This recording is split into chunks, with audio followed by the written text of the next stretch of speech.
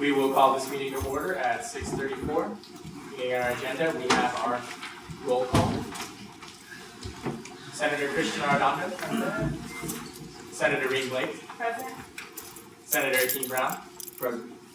Senator David Escobedo. President. Senator Ali Isles. Present. Senator Jackie Jacoby. Present. Senator Colette King. Senator Delaney Koenig. Senator Richard Lee. Excused. Senator Carlton Nguyen. Present. Senator Priscilla Perret. Present. Senator Jason Ramirez. Present. Senator Herman Senga. Present. Senator Summer Shaker. Present. Senator Samuel Way. Present. President Pro Tempore Devin Plaza. Present. Personnel Director Ashley Haran. Present. Marketing and Promotions Director Raveen Rattan. Present. Elections Director Stephanie Rose. Present. Outreach Director Jessica Urquidez. Here. Senate Secretary Ardelia Chakri. Here. Parliamentarian Mohamed Hussein. Present. Vice President of Campus Internal Affairs Fernando Echeverria. Present. Vice President of External Affairs Abraham Galvan. Present. Vice President of Finance Ira Shang. Present. President Nafi Karim. Present. And myself. If you came in late after roll call, simply send a note up to the badge to let me know that you're here. And moving on, we have section C, approval of the agenda. At this time, I'll open up the floor to motions to approve or amend the agenda. Senator Priscilla Perret. I motion to add myself under collaboration. Okay. Motion to add under collaboration. Marketing Promotions Director Raveen Rattan. Yeah, I submitted my report again for committee updates. So once again, if the Senate feels that you'd like to hear about any open projects marketing is doing right now, then I'd like to ask for a motion to be added. Okay. Motion by Marketing and Promotions Director Raveen Rattan. I will take these in the order they are received. Senator Priscilla Perret. Oh, sorry. Senator Brad, do you have a motion? Yeah, Mr. Chairman, I move to add myself to item H, subsequent to the first two motions. Absolutely. Okay. We'll take these motions in the order they are received. Motion by Senator Priscilla Perret to be added under collaboration. Do we have a second? Seconded by Senator Herman Senga. All those in favor?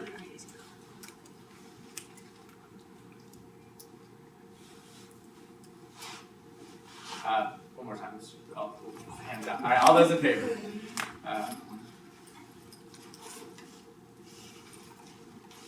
All those opposed? And abstained.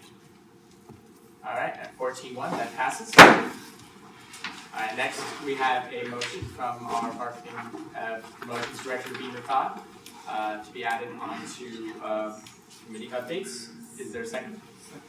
Seconded by Senator Christian Arredondo. All those in favor? All those opposed?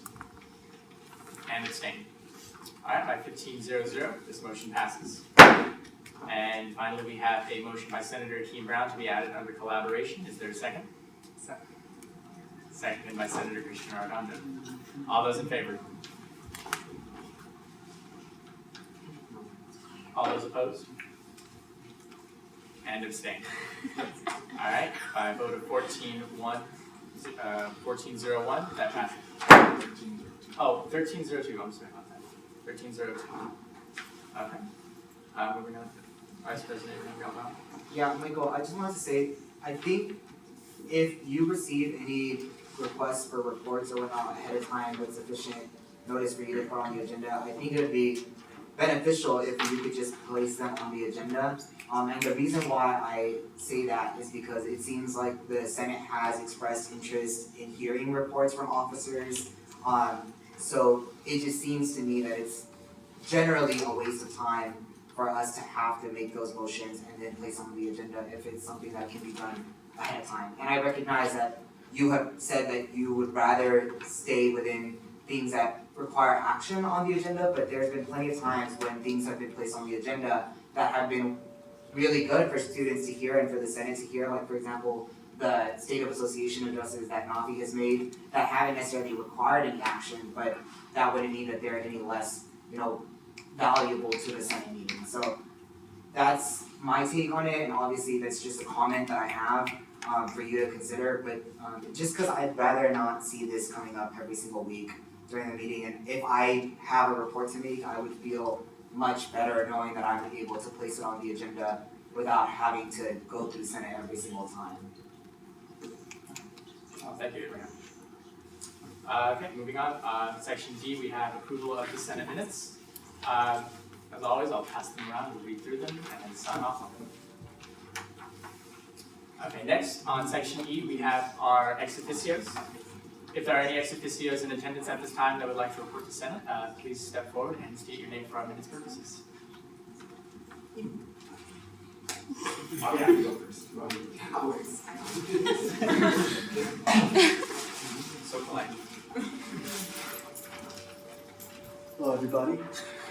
Happy Wednesday. I'm a little bit less nervous speaking in front of you all this time. I would love to give a report back on our work this week with CalPERG, our week alone. We had our kickoff meeting last week. We had an attendance of 64 students. At this moment, we have 39 interns, hired 4 more again today. And I would love to tell you guys a little bit more about what we did this week. This week, we had 63 volunteers come out, including our interns, and ran a petition drive for our solar energy campaign again, which we're working with the City Council to adopt new solar policies that's going to make solar more affordable and accessible for low-income and middle-class families in Riverside and the Inland Empire. So what I got here is a stack of 2,067 petitions. That was done by every single one of these interns to help low-income and middle-class families purchase more solar power, thanks to all these lovely souls as well. So I just wanted to give a little update about our work in 3 days.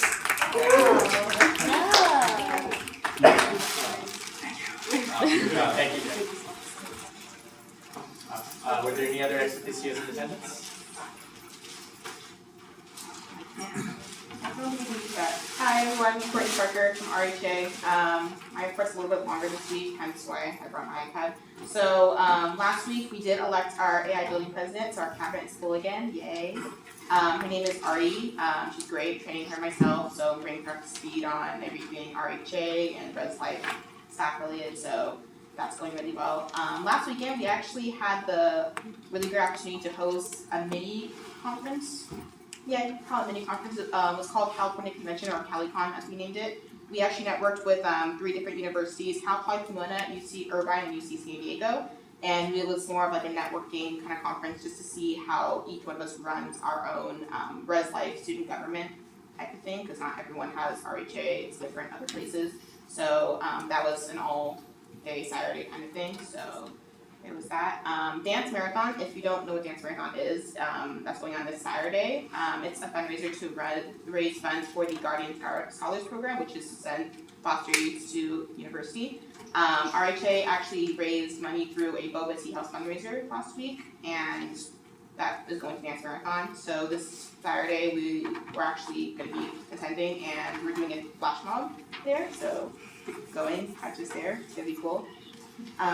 Last thing I have is this past week and a half, the building councils have started doing their first programs for the quarter. So Lothian was last week, Glenmore had their program yesterday, Headland Hills has a program tomorrow, and AI will be having a program next Tuesday. And that's all I have. Okay, everyone. What's your question? No? Okay. Great, thank you, Courtney. Are there any ex officios that would like to speak?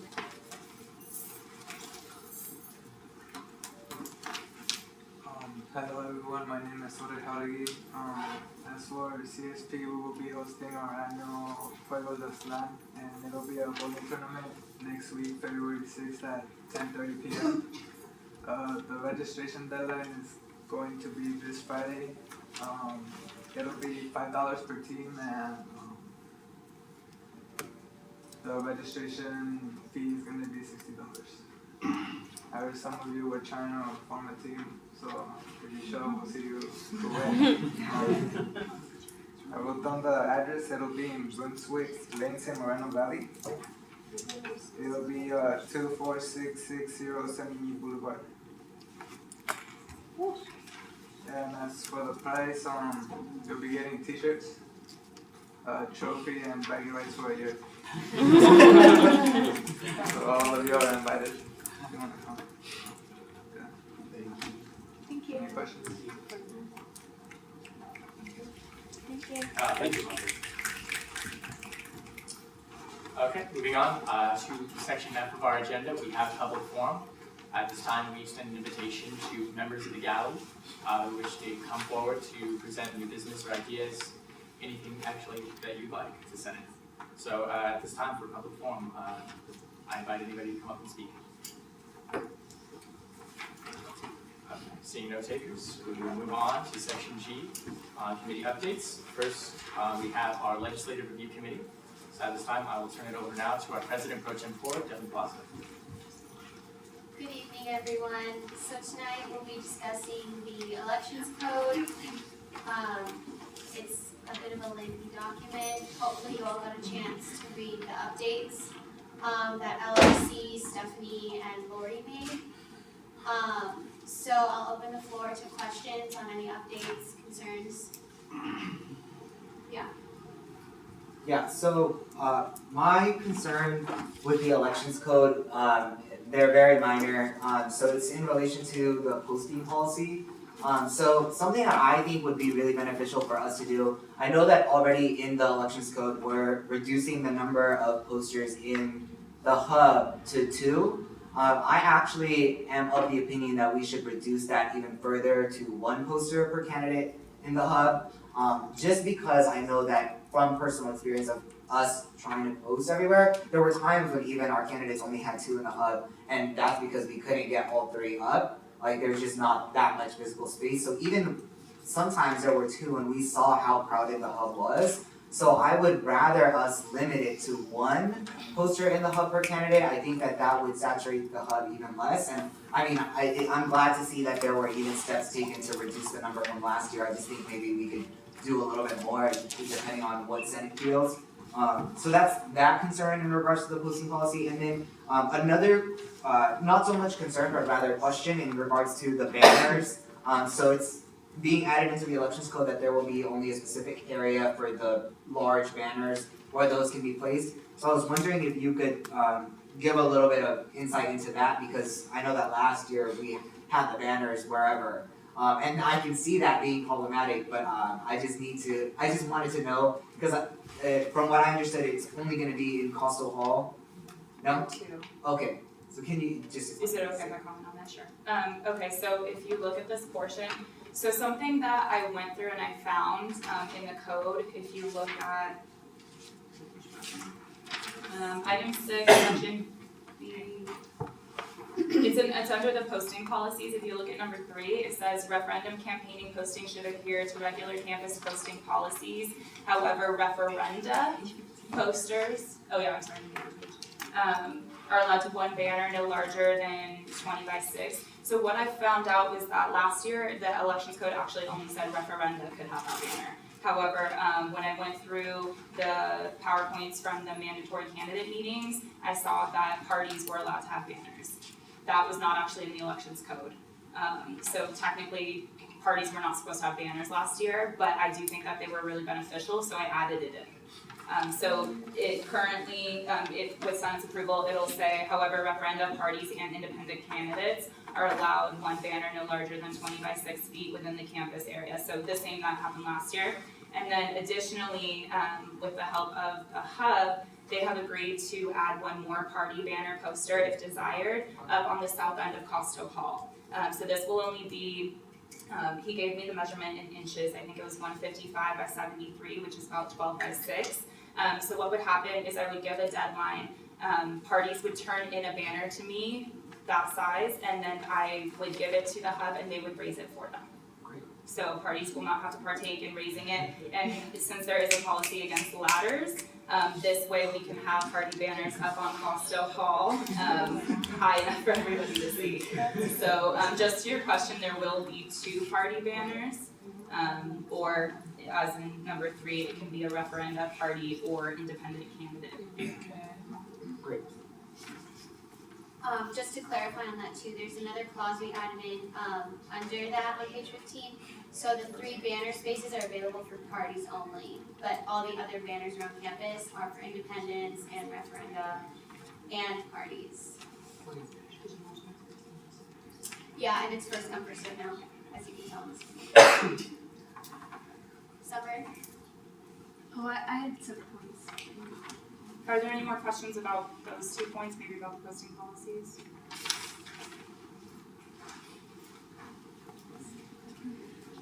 Okay, some are yours about the elections code, right? Yeah. Okay, so I just had a couple small things as well. Throughout most of the document, you use the candidate, like when you're describing what the candidate does or should do.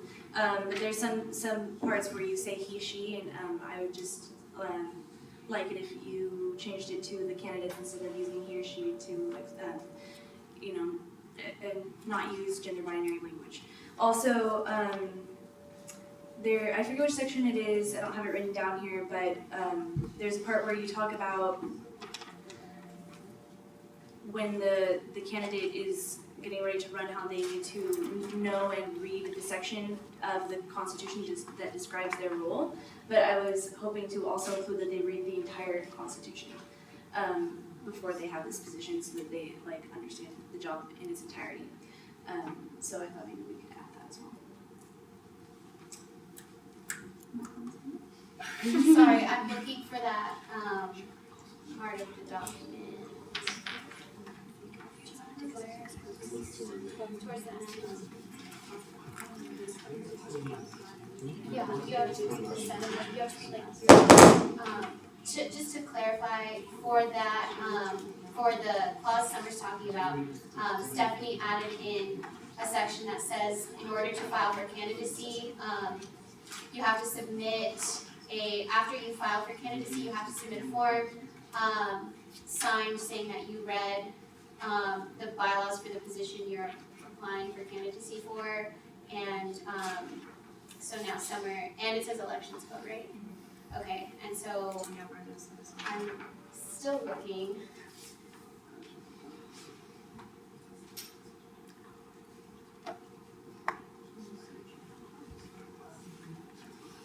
I think if you can hit Control F. Yeah. Oh, sorry. It's like a whole clause. Not multiple. Yeah. We said should be able, so search should be able. Oh, that's right. Search should be able. Yeah. It's on page 5.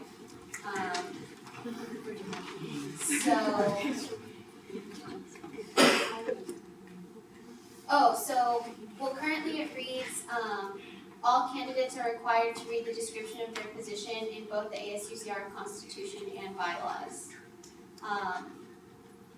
So is there a way that you would wanna rephrase it?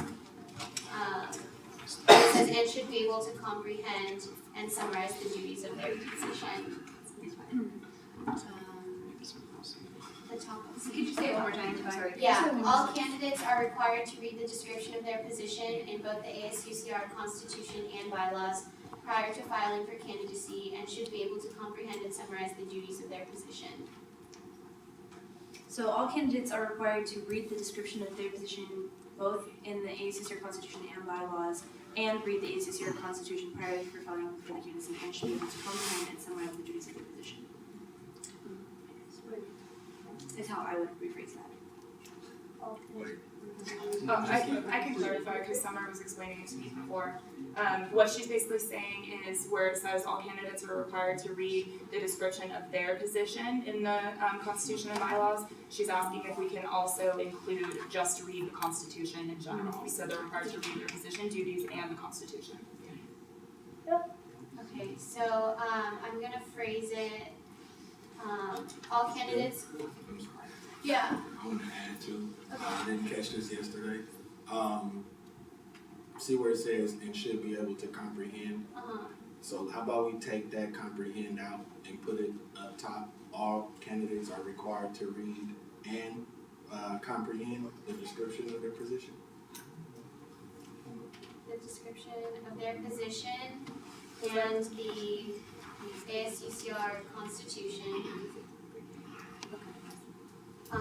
Okay, so it'll say all candidates are required to read and comprehend the description of their position as stated in the ASUCR Constitution and bylaws. And how is there, Yeah, is there a way that you wanna, like, yeah. So what if we change it to all candidates are required to read and comprehend the ASUCR There it Constitution is, there it is. and the description of the position in both the ASUCR Constitution bylaws. So you can just add it ahead of time. And because at the end, summarize the duties of their position would indicate that they should have read the duties of their position. That's good.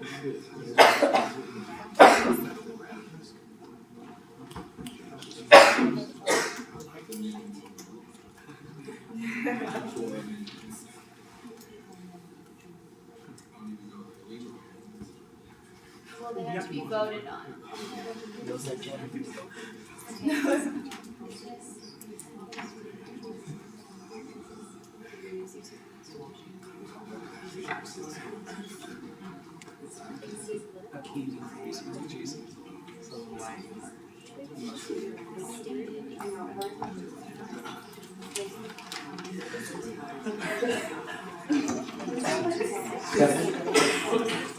Stephanie, I just had a question.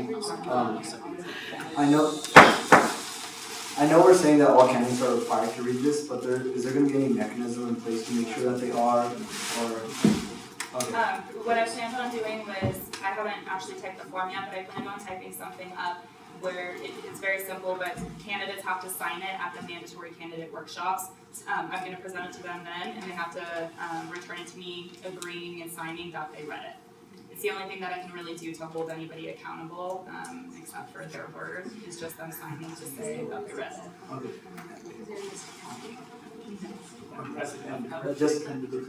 What about like a simple quiz on their bylaws, like a little, very straightforward that would indicate they read it, but not like actual testing or critical testing?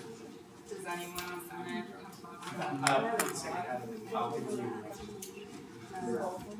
Yeah, if we were to have a quiz, what would the repercussions be? Would we disqualify them? That's an interesting point. But my only other question is, advice, just make sure that if we are gonna have the candidates sign anything else, just make sure Senate sees what we're telling them to sign, make sure it stays transparent, but I'm sure you will. Just to add clarification on your point of contention, Herman, we cannot test, we debated it yesterday with Lori, because this is they're not employed, but it's an employment thing, I believe, according to Lori, it's an employment thing, so we cannot make them show that they read it. We cannot force them either, but I think the idea here was to be sort of a nudge, you should read this, you should know it, so this is like a nudge, I don't think we can force them to do it at all. Colette? Okay. I agree with Akeem on that.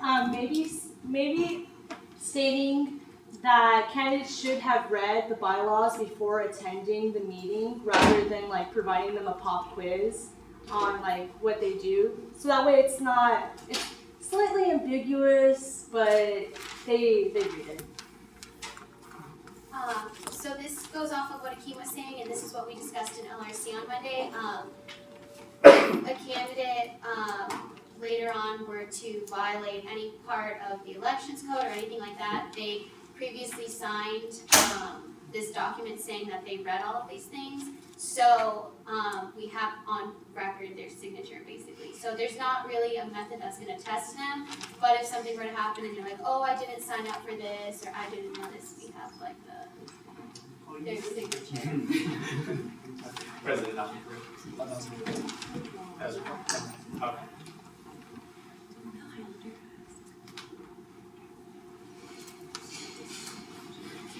Are there any other?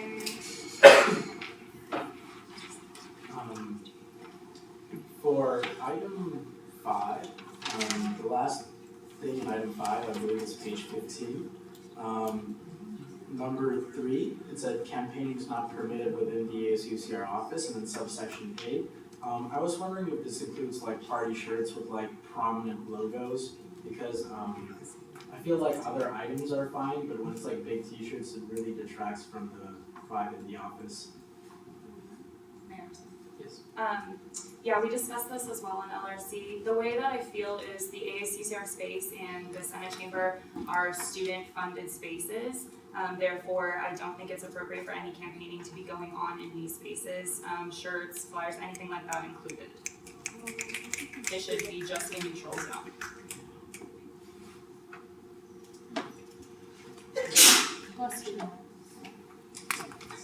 Could you pull up section C1 quickly, just so that I can? Under which Under which part? item?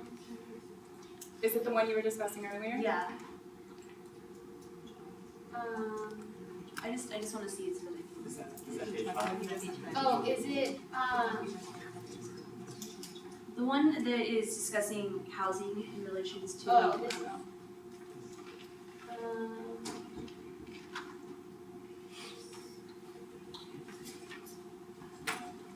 Sorry. Okay. Okay. Do you want me to read number 1 for you, or, oh? Just have it up there, yeah, the only thing I had to say about this, I was talking to Stephanie briefly about it, and we can look more into it, but, my understanding was last year that it is up to the discretion of the residence halls whether or not they can decide what will and will not be put up around the residence halls, and not, a matter of soliciting. If it was without their permission, then it would be soliciting, in the residence halls, and so I just wanted to, like, make sure that it's not a violation of the code if the residence halls do decide that, they wish to allow some sort of publication in the residence halls.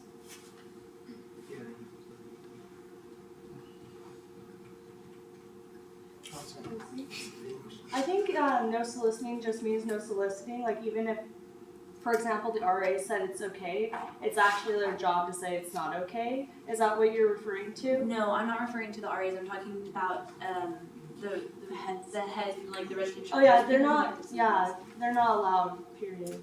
That's, Last year they weren't allowed. Well, because can I answer? it We'll would, have Abraham. okay, hold on. Yeah, so the reason why it wasn't allowed last year was because the Residence Hall Association voted to not allow it. So I think what Summer is saying is, like, instead of placing this, like, blanket ban on campaigning, it's still possible that the Residence Hall Association would allow it. I mean, I don't know if the Residence Hall Association would do it or not. That would be something that would be good to have the ex officio here for, but apparently she left.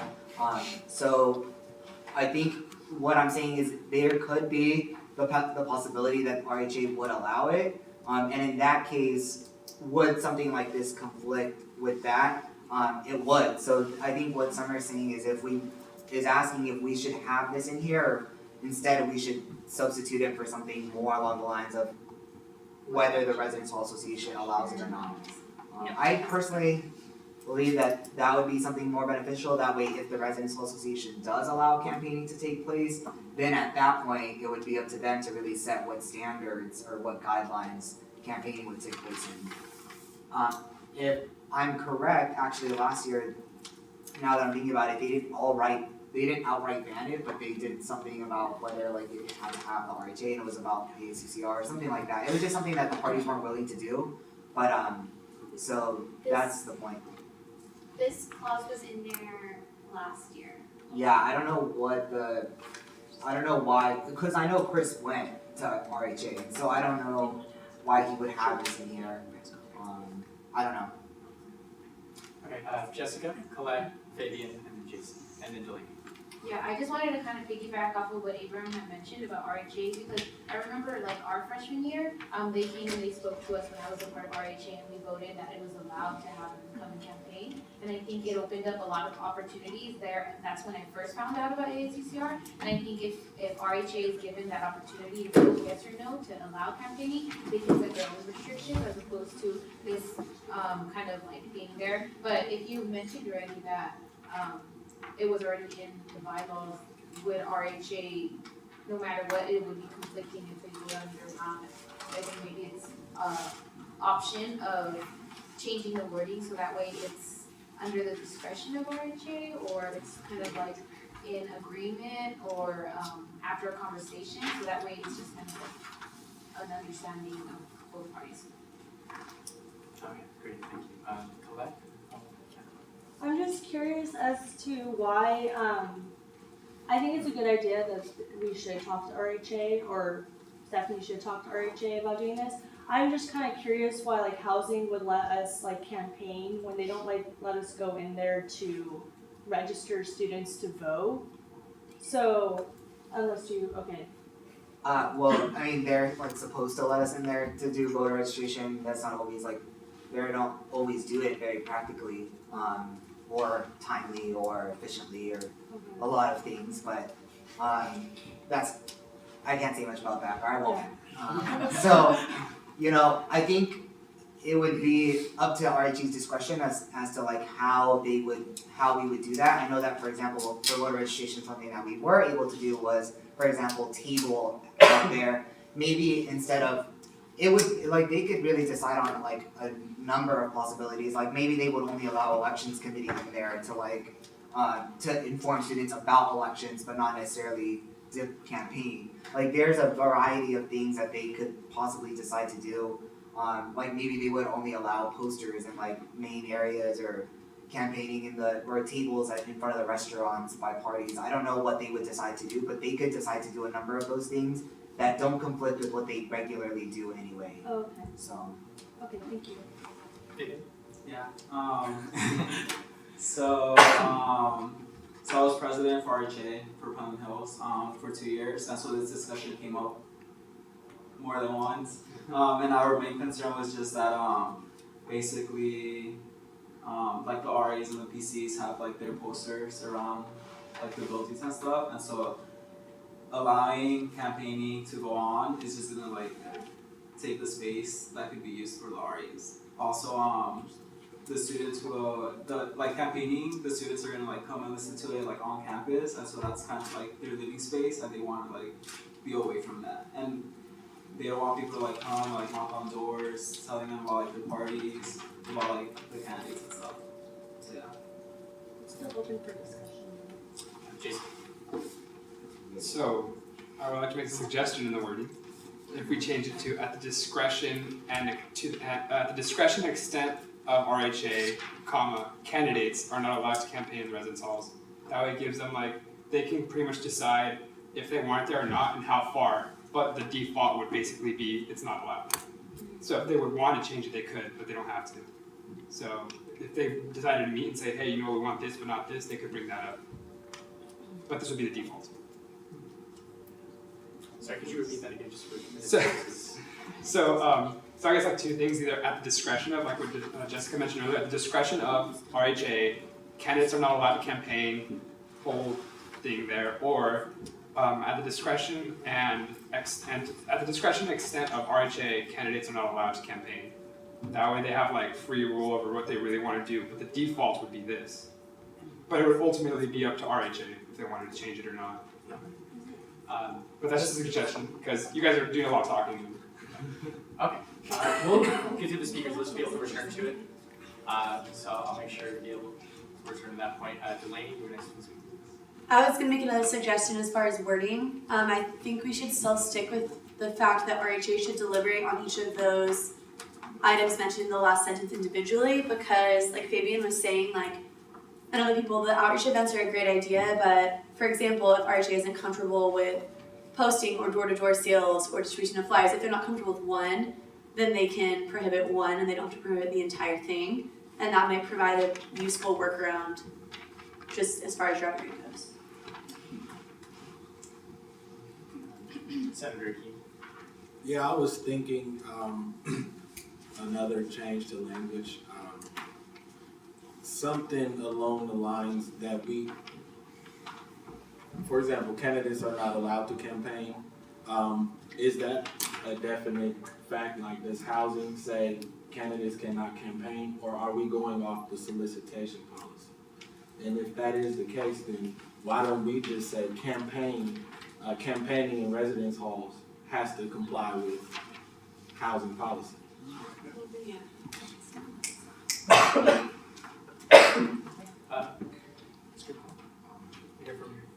Abraham, you're next to the speakers list.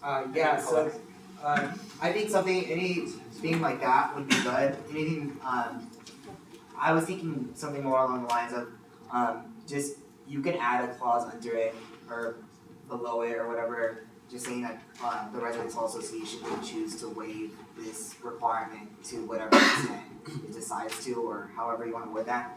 But I would really, suggest maybe something that Stephanie, you can start doing this year is working with, the director of residence life to set a more like standard approach to campaigning in the residence halls, because what I don't think would be beneficial to students and what I don't think would be beneficial for like AES campaigning in general is that for every year to a different RHA to make a different decision as to what they think campaigning should look like in the residence halls. If housing can come up with a plan that they think would work on a yearly basis, and obviously just like we make adjustments to the bylaws, they can make adjustments as needed, but at least it makes it more predictable and provides more stability for, because let's face it, a lot of times a lot of students run multiple years in campaigns. It would be good for us to have some continuity in those policies. So I don't know if housing would be willing to do that. I know that they, so yeah, that's.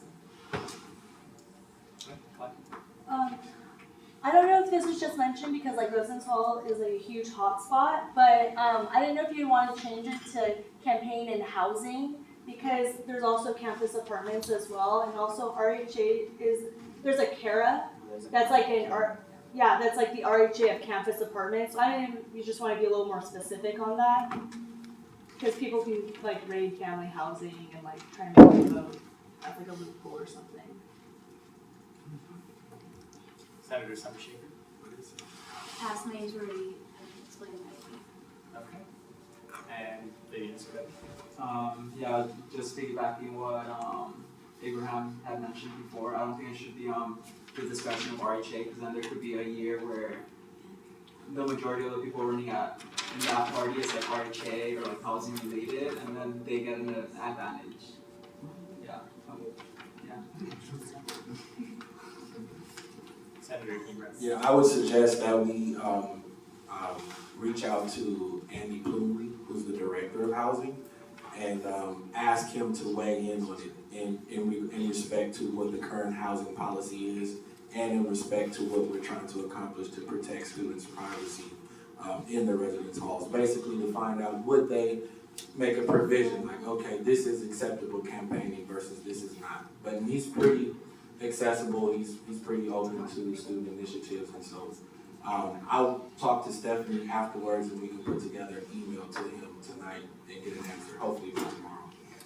Just to understand, the request to get input from Andy Plumley, would that come after the potential approval of the bylaws?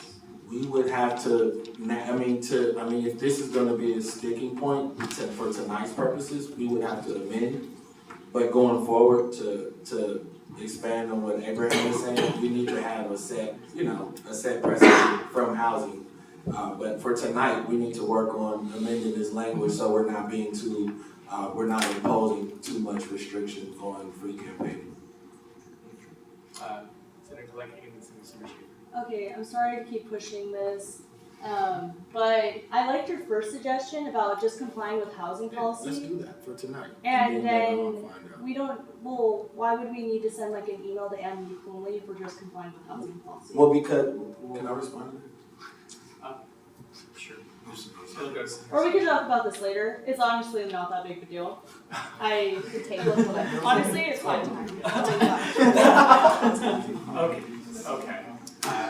Senator Summershaker. The only reason I wanted to make these changes tonight was because I know that Stephanie is on a time constraint. She's trying to get the packets out and trying to get this process going, and it's imperative that we amend the amendments that we want to make tonight so that she can do that and the process is fair for everyone in a timely manner. Also, I wanted to comment on Andy Plumley.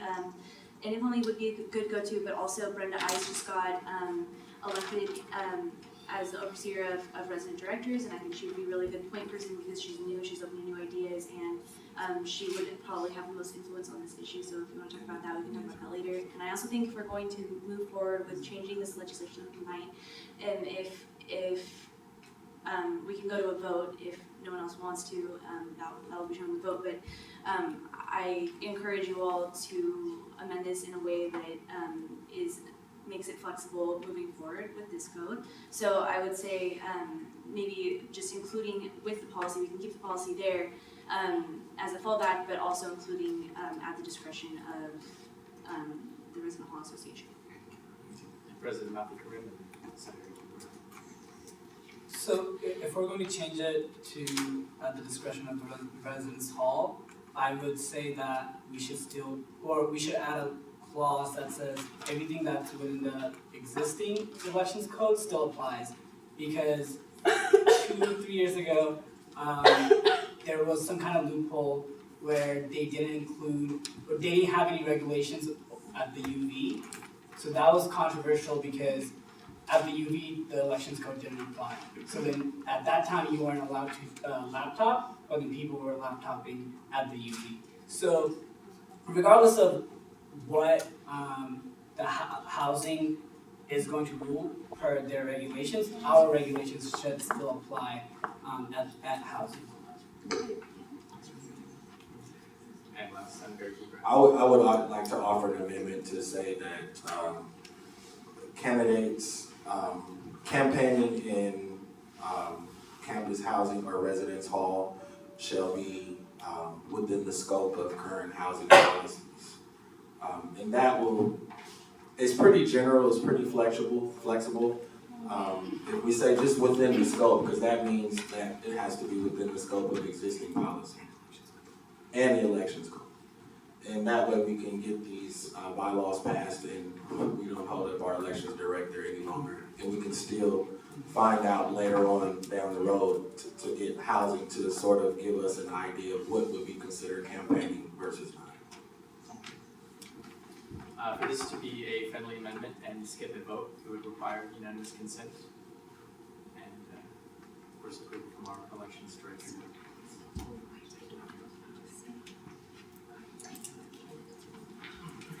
There's some confusion. Can you repeat that one more time, please? Could you repeat what you said? Oh, sorry. Yeah, for this to be a friendly amendment and to simply just go without a vote, it would be requiring just unanimous consent. So if there are no objections from either the Senate or from our elections director. Would you mind repeating again? So basically you wanna take out the solicitation, the definition of, like, so you just say per housing policy and Like the the elections campaign. code. While we're typing this up, Abraham brought up changing the posting policy from 2 posters at the hub to 1. Is there any discussion on that? I just wanted to say that most of the changes that I did make to the code were in reference to your feedback form, so I do really appreciate those that you turned in. Most people that turned them in did not say 1 at the hub, they just said reduced. And the other reason why I changed it to 2 was we're never going to actually be sure how many candidates we have. So hypothetically, if we don't have too many candidates one year, 2 posters at the hub isn't too big of a deal. However, if we have a huge slate for all different parties, I see both sides of it. So, any thoughts? 1 poster at 2. Senator Black. I like it, honestly. 1. I like it. I think even if we did like 8.5 by 11 paper for everyone, I'd like it even more. If we put all the posters on like 1 8.5 by 11, it'd be even more beautiful. Senator Delaney, can I make a comment here on that? No? I also think, like, aesthetically, like Claude was saying, like, that is a much better solution having 1, because a lot of the feedback I got from students when I was out campaigning was that they were just annoyed by the posters being everywhere. And I'm sure part of the aggression towards the posters was because they were everywhere. And so it might help lessen that negativity, just because that was a very common complaint of a lot of students. And so I agree that 1, at least for this year, could be good. I would also be of the opinion of 1 poster, just because if there isn't a lot of competition, that means that there's probably like there probably isn't that many candidates, so it will still be fine. Because then there's just less competition out there, and then it would just keep the campus cleaner, and it also just leave it up to them to duke it out just like through the other events. It doesn't have to be posters. I'm definitely okay with this if everybody agrees it should be a friendly amendment. What do you think? What's that?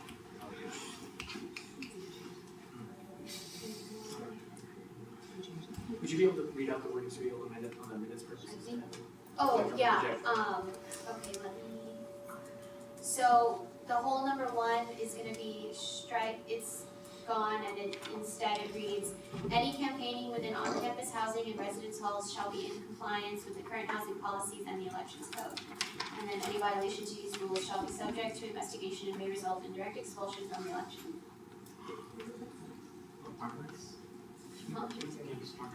On-campus housing and residence halls. Senator Delaney. Yeah, so going back to the posters, I'm not necessarily concerned about the amount. However, technically, according to our elections code, only the ones at the hub need to be up with blue masking tape. I remember last year there was a judicial case in which a candidate put it up without blue masking tape in other places throughout the university, and they were not given a strike because technically our elections code only says the ones at the hub need the blue masking tape. So I don't know if you want to keep it consistent. I don't know if that was made for aesthetic purposes. I'm not entirely sure, but that's just a point I'd like to bring up. Senator Delaney. Could we, is there a way that are we approaching RHA with this? Like, will we go to present this to them? Is that how the process would work? Yeah. Okay, could we just, like, make sure we list all of those different things? Because I just want to make sure that they don't prohibit it again because they don't see the list of things that they could offer, if that makes sense. So we just make sure, like, when we present it to them, like, list all forms of posting, door-to-door sales, distribution of flyers. She's talking about the current laws. So they can, yeah, I think that will make them be more open. I have a previous comment. VP Internal Affairs. I know she read the Senate I assumption. think it's important to know what Herman just said, just because I believe the blue masking tape is a campus policy. So I think we should just be in accordance with the campus policies to make sure that, because then it won't just be us, that you'll also get in trouble by the campus if they find duct tape or some other kind of tape. So I'll go ahead and add that in the second section. So in number 2.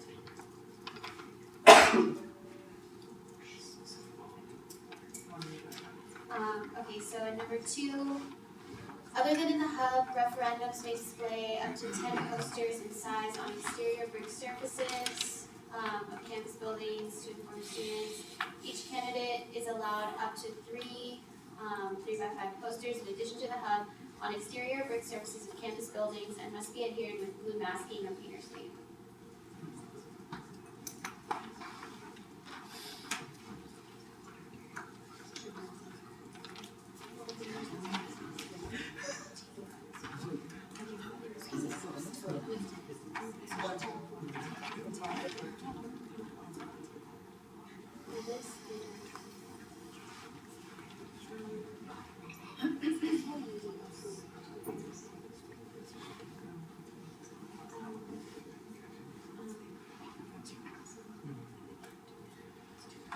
Yeah, I have a question. So last year we had in the elections code the, I guess somewhat controversial, like supremacy clause that Chris Sanchez had put in there about the elections committee having like final say on everything. And so I was just wondering whether because is it still in there or, yeah? Okay, so, I wanted to get, I guess, your opinion as to how that's gonna work this year, because I know that last year that was a huge issue between Senate and the elections director. And I would hate for it to happen again. I would love to say that it's not gonna happen, but I can definitely foresee circumstances that it would. So I don't know if you can give some insight. Do you have a specific reference to which portion the elections can have? No, I do not.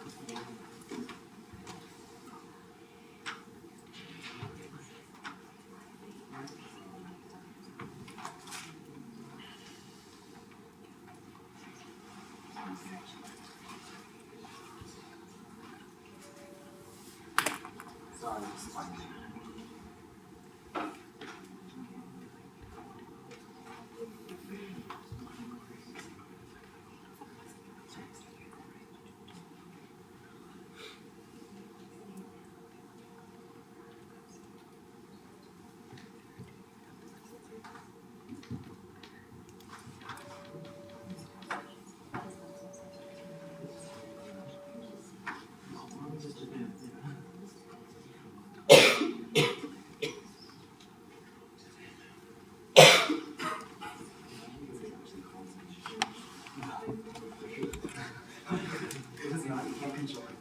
It's okay, I can't find it. I'll just I know discuss what this you're with you. referring Okay. to.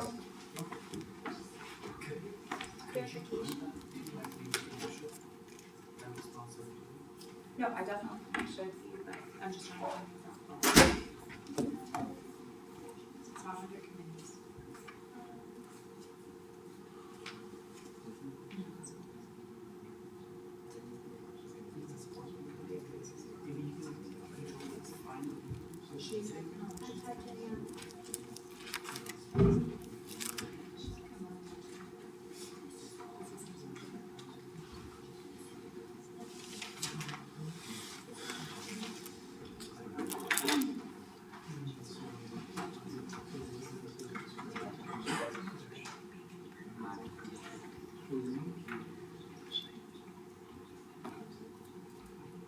Talk about this later. We still have more meetings to come, so if anything, we'll just address it then. Okay, next we had Senator Summer Schaefer and then Senator Norman Sanger. Okay, so I object to the friendly amendment of the housing policy. I still think that we should include it at the discretion of them, of resident association, just in the case that they wanted to have a, like, or they decided to or not to, it can be up to them. Isn't that, Is that incorrect? that's, yeah, well, okay, the way I'm interpreting this, is that RHA, if they decide to allow campaigning in there, that would fall under housing policy, correct? Okay. Yeah. Okay. So it says any campaigning within housing and residence halls shall be in compliance with current housing policies and the elections code. That's what it currently says, that's what the amendment is. Oh, okay, never mind, thank you.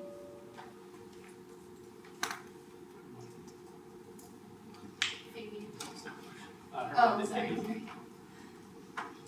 Yeah, I just had a question for the strike policies. I know, I believe nowhere in the elections and code does it say that, candidates have to do interviews or anything specific like that. However, I know last year candidates were told if they didn't do their interview, they would receive 2 strikes. And I can have emails, I think, that can attest to that. So is there any plan? I'm confused as to what the actual code says about that. I think candidates should be allowed to have interviews if they wish. However, if they don't, there's nothing in the code, I believe, that says they should get strikes. Right, to my understanding, it does not say that, because technically they can refuse, just like, for example, like the FERPA form that you have to sign permitting us to use your photos and things like that online. Technically, you can, you know what I mean, it's at their discretion, so it does not say anything in terms of receiving strikes. Unless that's something the Senate feels needs to be implemented, I don't think it's necessary.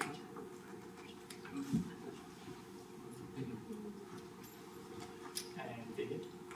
I reject the friendly amendment of allowing RHA to have campaigning in residence halls. Only because, another point, basically, if we're campaigning and we see a student here and we tell them to vote for us, they can say no, and nothing's gonna happen to them.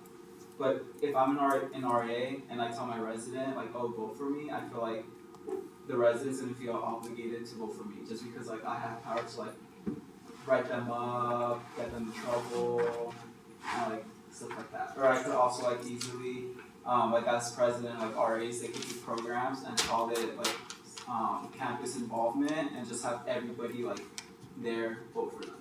So that's way they're way they have a higher advantage of getting votes. President Pro Tem Board, Vice President Extra.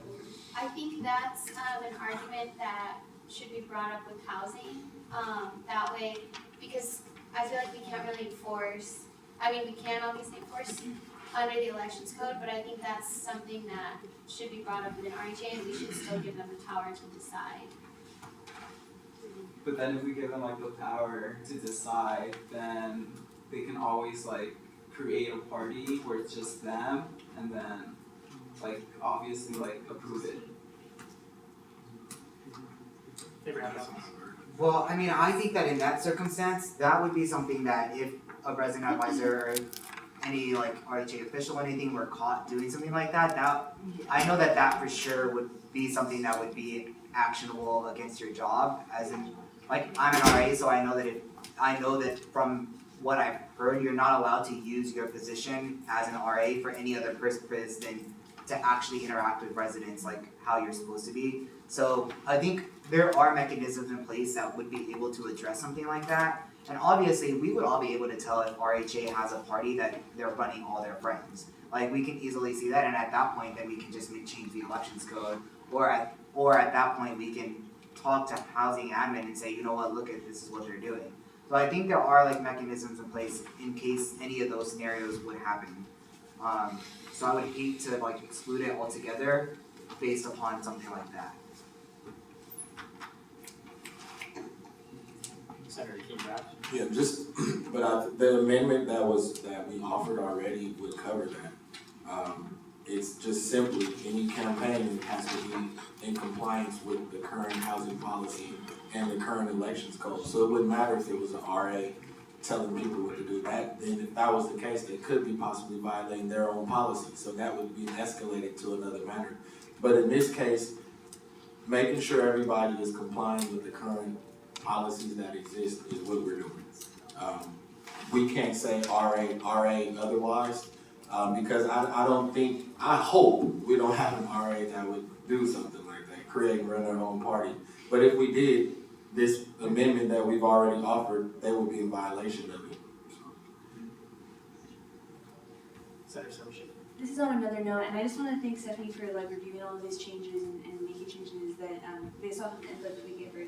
Thank you for that. Also, I wanted to bring up just to you all the other part that talks about how you need 1 year experience to be on executive cabinet, and if you don't have that experience, then you could also go through a petition process within the elections committee. And I was wondering if that excluded transfer students, and if there's a way to include if you were previously an elected official on your community college or on a previous campus that you were located on, that counted as 1 year paid experience moving forward to be part of executive cabinet or not. And just what you all thought about that. And we can talk about this another time because I know it's a little bit different than the way we've looked at it, but I just thought that was something worth bringing up.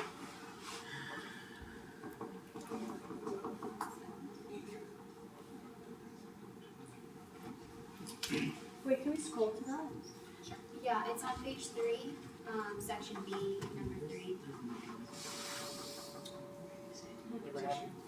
Alright, Vice President External Affairs, Abraham Gelman. Yeah, so I'm wondering how this bylaw interacts with other bylaws, because I know that, for example, in my Vice President External Affairs bylaw, that, I mean, theoretically, I guess they would be able to run without that year experience, but they would not be able to assume my office unless they had 1 year previous paid experience in ASUCR. Because in my bylaws, it says that the qualifications to have that, to hold that and serve in that position are 1 year paid experience. So I'm not sure how exactly that works with something like this, because from my understanding, this would allow them to run and go through everything, but then my bylaw would not allow them to actually serve.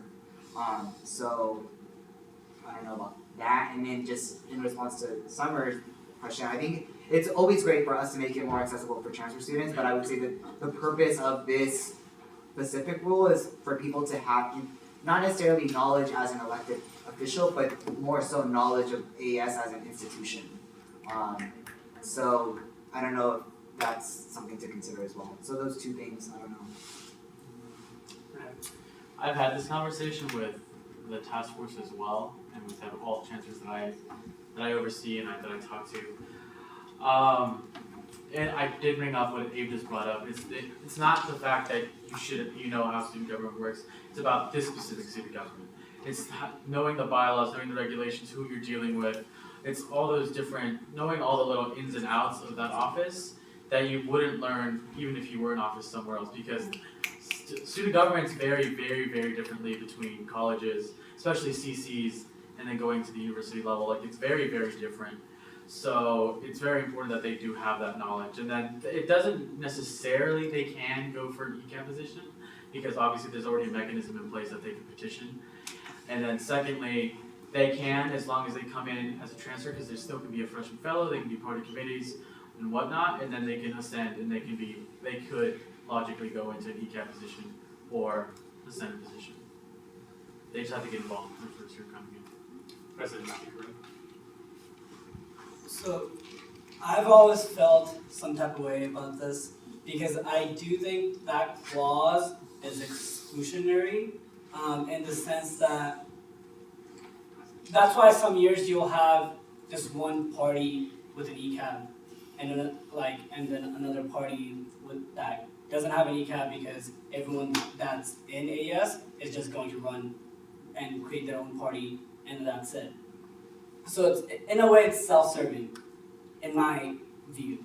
And then also currently it allows like ex officios and committee members to also run for ECAB, but serving as an ex officio doesn't necessarily give you that institutional knowledge, but we can't take that out.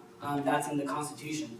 So I do think that if we can protect this appeals process to where maybe you won't have the institutional knowledge, but you can actually read up on the Constitution and bylaws and be well informed about it and petition and show why you deserve this opportunity, maybe even come to Senate and show why you deserve this opportunity and get a chance to prove to the student body and let the student body decide if you are capable of leading the campus. Also, if you do not allow them to petition, I think that almost in a way, what if AS, the institution that it becomes, not this year, but in the future, what if it becomes a toxic institution and it needs to be changed, it needs to be revamped, but you can't because you keep having the same people from within running for this government. So in order to have that revamp, you would have to allow new blood to come in, but right now our government bylaws do not allow for that. Senator Kalinke and Senator Ebrat.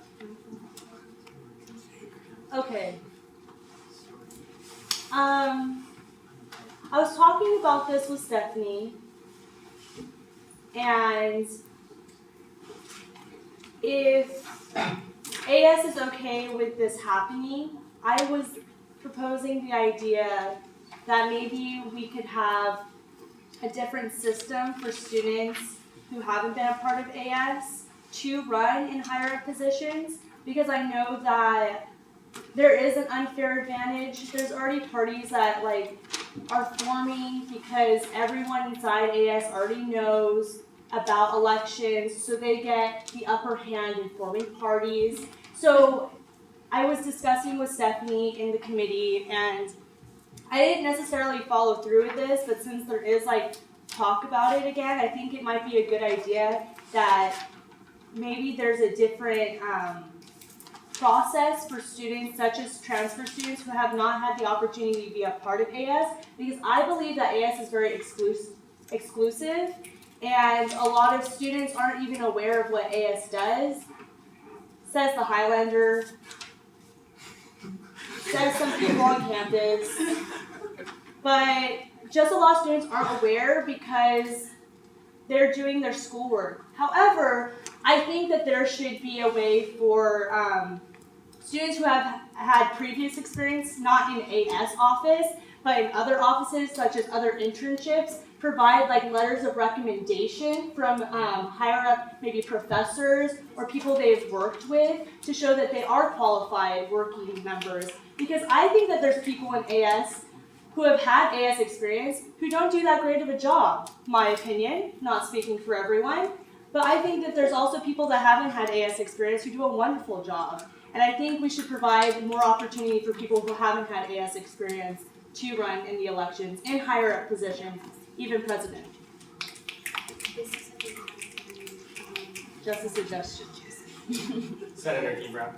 Yeah, one thing that I wanted to point out though, however, is that, for example, my particular experience, I came in fall 2013, And so the election cycle wasn't until the winter or spring of 2014. So I am already, by the time we get in office, I'm technically done with my first year. So my second year here is my term in office. So then the escalation or ascension wouldn't even work, because the 2 years is the first year you're here, September, October, November, campaign, March, April, get in office, June, September to the following year, I'm done. So you couldn't ascend at all because of the time frame. It just wouldn't happen.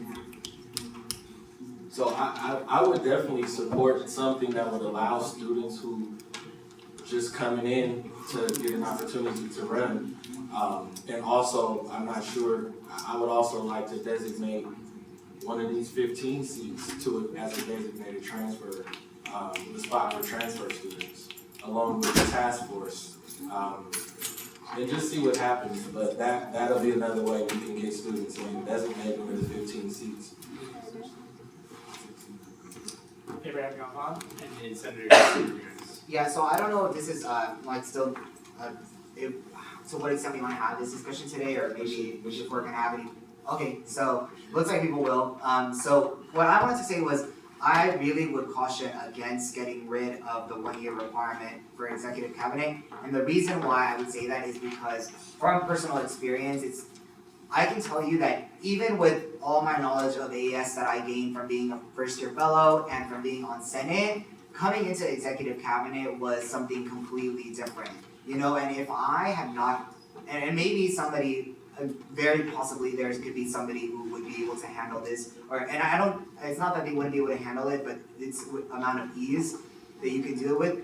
Anyway, what I'm saying is, even with that experience, I've had to, honestly, had to learn so many things at one time, and I think that poses a really possible scenario where somebody could be perfectly talented to do great things, but there's just some things that require you to have experience on how, for example, how do I do this in the office or that, or it's always those little pieces of knowledge that are the ones that really make that difference in terms of that 1 year experience. It's not necessarily those big things like how skilled you are, like critical reasoning, logic.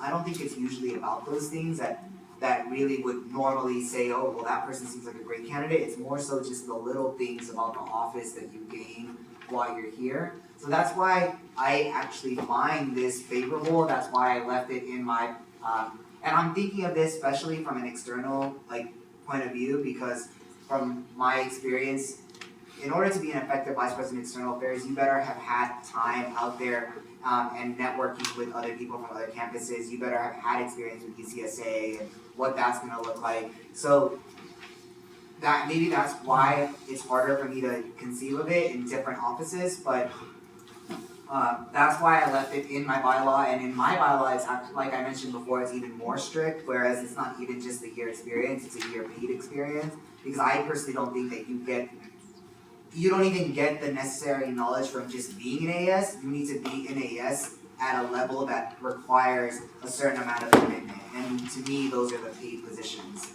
And that's not to say that I don't think that there are many great staff members in my office that could do my job that don't necessarily have that year experience or don't necessarily have that paid experience. But I can say that as a safeguard to what could possibly happen from a span of years, instead of just having that one amazing individual, these policies are meant to be there to protect and provide continuity for AS to years to come, you know? So maybe this year we could have somebody great that wants to run for president that would be able to do it that has never been an AS, but that's not necessarily a case for all the years to come. And when you open that gate and you don't make it something continuous, that's when it becomes really hard to operate. So that's why I would caution against us making that type of change. But of course, it's up to you all. Actually, before we continue with the speakers list, okay, we're gonna move it to election strategy. Thank you. Well, I do think it's very important for this to be discussed, and it's been a topic I've discussed previously.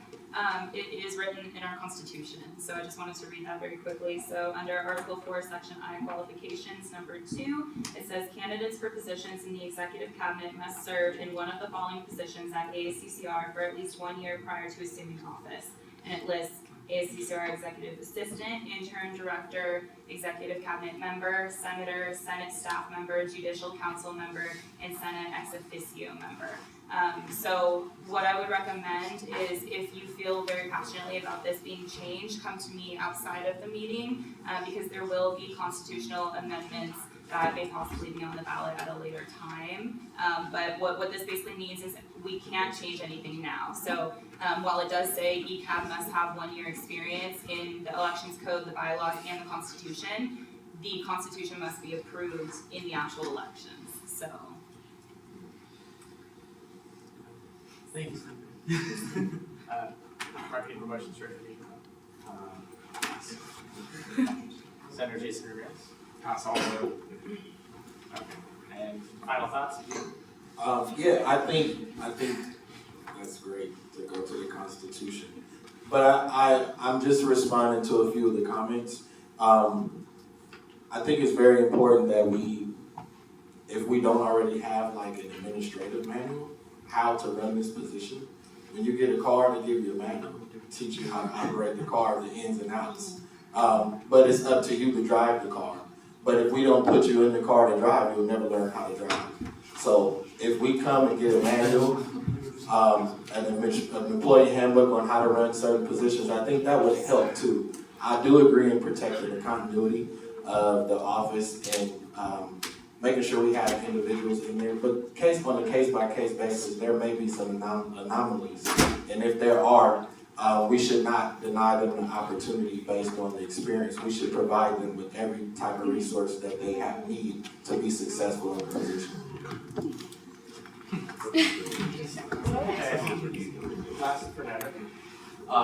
So good for you. My fellow, who I think is in the audience, Sharon and Shagoof, are actually working on that administrative manual as we speak. So that's actually one of the projects that they were doing. So we're doing it for every single office, including the senators. Last thing just to chip in is the only, other than what Abe said already, the other fear is like specifically for our offices, there just is a lot of things you have to learn and you just have to know kind of coming in. Or also spend that fall quarter very inefficiently. Just because there are so many things that you have to pick up, there are so many committees. I have 30 committees now. So trying to learn all that, trying to go through all their bylaws, and I can try to put that in a manual for you, but you're not going to learn that just by reading. So there's a lot of things. So making sure that what the process is that we use to evaluate them, we have to make sure that that's completely foolproof. Because then the other side of the coin is that there can be anomalies where there could be someone great that can do the position, but there can also be someone that sees there's a money position up for grabs and they go for it. And they have some kind of letter of rec, oh, they were good in class, you know? Oh, the Senate decides to pass it. Like, and then they go into the position and they kind of just fall apart. So, you know, there's also that anomaly to consider as well. So, two sides of the coin. Senator Colette King, President Oppenheimer, and Senator Summershoot. I just want to say we're expressing a lot of fears, and I feel like if you always fear something, nothing's ever going to change. And I don't think students are incompetent of understanding something like that. And if they want to vote for someone who hasn't had AS experience, then they're going to vote for someone that hasn't had AS experience. But that is not to say I don't respect the comments said prior. It's just I don't think we should keep saying we fear this. That's all I have to say. President Oppenheimer. Yeah, along the same line of sentiments. So in terms of like the tacit knowledge that's been expressed, like it's important to have that tacit knowledge, but that's why we have Lori. That's why we have the pro staff to, like, you know what? A lot of things that I have learned since coming in, I couldn't have learned being a senator. And it's even being in the institution, you will not get access to those kind of tacit knowledge until, like Akeem said, you are actually in the position and you have to get the trial run and you have to experience it to actually get that knowledge. It's really not possible, even being in a different position, to gain that knowledge. but you can supplement it. It is helpful to be in this institution, and maybe part of the process that we come up with is they shadow the current people in the position. Because you could be in AES right now and not know the position that you're running for and not actually understand the position. But if you actually shadow that position, you have more likely of a chance to understand that position. Senator Summershed. I'm looking forward to continuing this conversation another time, but I just also wanted to respond and say that just the paid part was really bothering me because just because you're paid doesn't mean you're doing more work than people who aren't paid.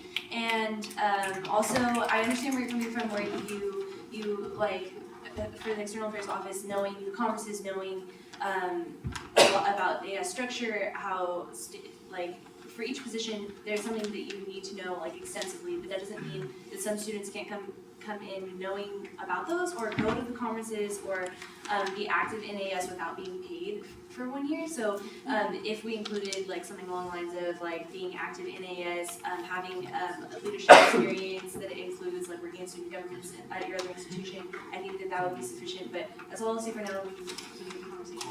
I'm sorry. Okay. All I got, Abraham Galvan. Yes. And then Marketing Director Ravina Fad, and then So President President Board of Applause. I do want to clarify some things because I think that that's very important to not misconstrue, I guess, what some of us are saying or how we feel. And I'm not saying that anybody's doing that purposely. I think it's very easy for that to happen. So, first of all, I don't think that the student body is not able to make that judgment of whether somebody has experience would be better for the position or not. But the reason why we have these positions, the reason why we're elected is because we have the understanding that we are going to dedicate more time to evaluate these issues than the student body should have to do before they just simply click on voting one person or the other. That's why we have this, I guess, public system, is because the understanding is that we know to a certain degree we're supposed to, yes, represent students, but we're also supposed to take at least some degree of trustee approach based upon what we know and our experiences on here. So that's really what I say. At the end of the day, I would tell you to really take some time to look at the individuals that are in these positions. There's many of us in different positions now. Some of you have seen people be in the positions in past years. Look at the individuals who have had the positions and consider whether those individuals have been here from maybe the beginning of their years. Maybe those individuals just barely came in a year before that or 2 years before that. You can see for yourself whether there is merit in having that experience in AS before moving up and whether those individuals ended up performing better or worse than others. And I think that will give you the indication as to what might end up happening in a real situation, because it's easy for us to get caught up in hypothetical individuals, maybe some individuals being great or some individuals not being great. But these are all hypothetical people. Look at real people that have had these positions and analyze that for yourself.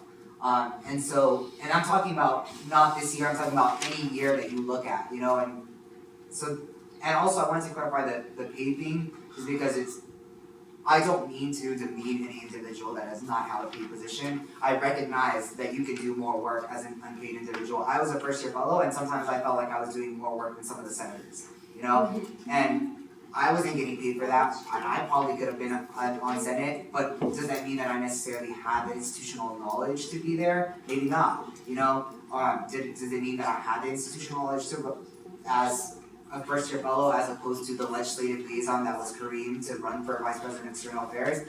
Maybe I didn't. Probably I didn't. So that's the position that I come from. That's why I express the views that I do. So.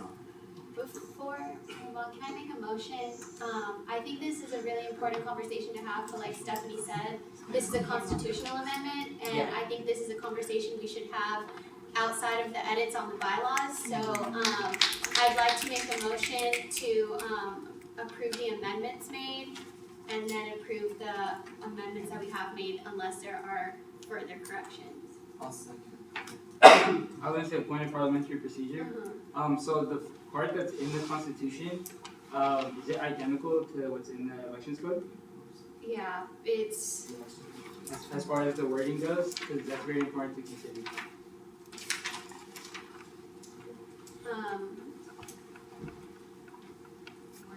so, Different order, but number same. one. It's the same thing.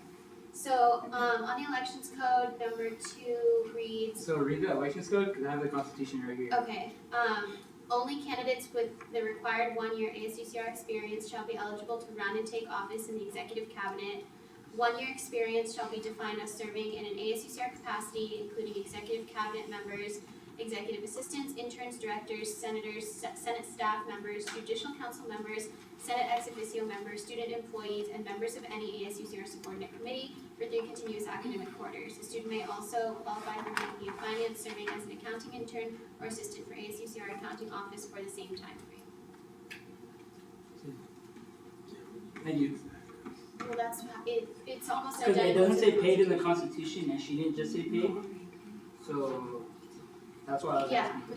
asking. So if there are no further corrections, We have a motion on I the have floor a motion to approve. by President Pro Tem Devin Plaza, seconded by Vice President of External Affairs Abraham Galvin.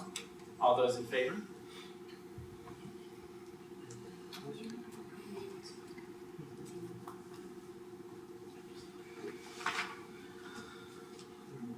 All those opposed? And abstain.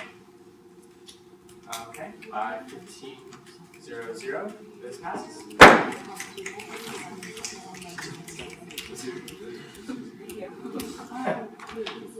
Excellent stuff. Okay, moving on to subsection 2. Sorry, point of clarification on Momo's point about it being identical. Does that mean if it's changed in the Constitution, it automatically changes the election code? No, so the reason that I made that point was because the Senate was asked to move on because it was in the Constitution. So if it was identical to how it is in the Constitution, then sure. But if it wasn't identical, then the elections code bylaws would have been different from the Constitution, meaning you guys are still able to discuss it. Do you get what I'm saying? Yeah. Fantastic. Okay, so subsection 2 on Finance Committee. At this time, I'll turn it over to our Vice President of Finance, Iris Shea. Hi, everyone.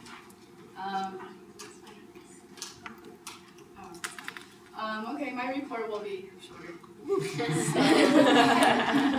So first, we have our past finance hearing was this Monday, and we've allocated $195 for men's club soccer, $825 for materials research society, $1,500 for the Well Christian Club, and it was a grant. $908 for Engineers Without Borders, $825 to Illerside B-Boy Club at UCR. Animal Rescue Club at UCR, their budget was tabled because of inadequate information. We allocated $750 to DJs and Vinophiles. Footprints did not show up. ACE organization, their numbers did not add up. And lastly, we allocated $998 to the Well Christian Club at UCR. That is all. I motion to approve the budget allocation. Motion to approve budget allocation for Vice President of Finance, Iris Shea. Is there a second? Second. Seconded by President Pro Tem Devin Plaza. All those in favor? All those opposed? And abstain. Okay, by a vote of 15-0-0, passes. Continuing on, subsection 3, we have our marketing committee update. I'll set the time at 2 minutes, and we may begin when ready. Thank you for letting me report, and once again, it might take longer than 2 minutes. I'll keep it brief though. Let's see, so once again, these are all open projects right now, so if you'd like to collaborate, please just come speak to me and we can work on it. If you do have deadlines coming up, please come to the marketing committee. They are Wednesdays noon to 1, or email me and we can figure something out for your event. So first of all, we're going to be doing the Bears Den / Meet the Senate event together. That's going to be February 4th, next Wednesday, from 11 to 1 I believe someone should be reaching out to Senate to ask everyone to come. I don't know if we're gonna do it informally or formally with like signups for hour slots, or just everyone try making it out at one point. But one thing I was going to do was to have a Project DTR event along with this, just gaining awareness about it. I'd like to have a page made by next week, because we are having separate Project DTR meetings that are being planned right now. So once those meeting dates are set, I'll inform Senate as well if anyone else wants to sit on it. But we have a couple different ideas in mind. Next, moving on to GCAP, we have completed the logo. So the new logo for GCAP is on the screen if you want to check it out. The two tree colors can be interchanged with black or white depending on what it's going to be used for. So I kind of like it, GCAP kind of liked it, so it passed. But if you see the old GCAP logo anywhere, can you please let me know? I know there's like a bunch of forms floating around. In case anyone misses anything, if you see the old logo, just contact me and let me know. Next, the Project DTR committee I already spoke about. The resource fair. So once again, this resource fair is Monday. On behalf of Internal Affairs, I'll be sending out tabling signups. If you can come out for a little bit, that would be really great. This is going to be in Hub 302, so it's a big room. We're trying to make it a big event. It would be great if people could come support. For this, there's two key items that we're making. Is the mental health brochure in conjunction with Academic Affairs Committee, and the promotional flyer for the event in general, which has been made as of tonight. So you should expect a Facebook event for that. So once again, if you can please click attending on the event, invite your friends for this event, it would be really great, as well as the Meet ASUCR and Bears Den Anniversary event. So those are the two Facebook events for everyone's information. Next, on Saturday, we have the Our Leaders Resource Fair. So I'm currently working on coming up with a logo and a style template for our courses. So this is kind of cool because our courses, sorry, was that time? 30 seconds. So this is kind of cool because our courses does not have any media currently in place, so they don't really have a logo or anything. So they've given us the opportunity to help them out and design that. So if anyone has any cool ideas, anything floating around in your head, what would look good for, it's a student-ran, student-instructed course. So just keeping that in mind, if anyone wants to be a little creative and want to come brainstorm with me, just hit me up this week and we can do that, and that is time. If there's a motion to extend time on the floor, Senator Herman seconds. I move to allow me to talk to. Or extend time. Extend time. Right, Okay. second. Alright, seconded by Senator Christian Arredondo. All those in favor? And opposed? And abstain. Okay, by 15-0. 14, not 15. Call that. Oh, it's on here. She should have been back. Okay. 14-0. She's been cut. She's been off. You got it. No, please excuse me. Got it. Thank you. Next, for Ashley, the Personnel Director, there is the Associated Students Chancellor's Committee on Sexual Harassment and Sexual Violence Prevention. So for that, number one, acronymize me, Captain? I don't know. I tried it. It's totally fine. But for this is going to be a new committee on campus, and we're going to be making flyers and incorporating knowledge on this committee with our other ASUCR events. Some main things we're going to be highlighting on this flyer is the establishment of the committee, and the two events that I'm not going to spoil for the committee, but briefly, one of them is a spoken word event, and another one is a film screening event. And they're working in conjunction with other campus departments. I think these will be really polished and really nice events to come on out to. So once the flyers for that are made, be sure for the horseshoe to pick a couple up and pass them out to your friends if you think they'd be interested in joining the committee or just coming out and supporting at the events.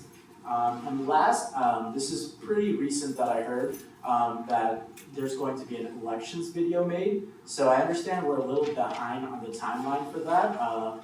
I found out about it this past weekend, so what I'll be doing is I'll be working with both the illustrator and the scriptwriter and making sure that our script is really strong. I'm going to be presenting it to the marketing committee in association with what drawing, because once again, it's gonna be the drawing at the beginning of the year. It's an illustrated video. So we really wanna make sure that the important points of the elections are translated to the illustrations. And Reem had a great idea of having an interactive table of contents because it might get a little dense. So having a table of contents at the beginning of the video where they can click to different sections to look at the pertinent information, that was an idea that we can definitely do. So I think we're gonna try doing that. And if anyone wants to help out on drawing ideas, once again, we're going to be discussing that at the marketing committee meeting. So thank you for letting me finish again, and yeah, that's all. Absolutely.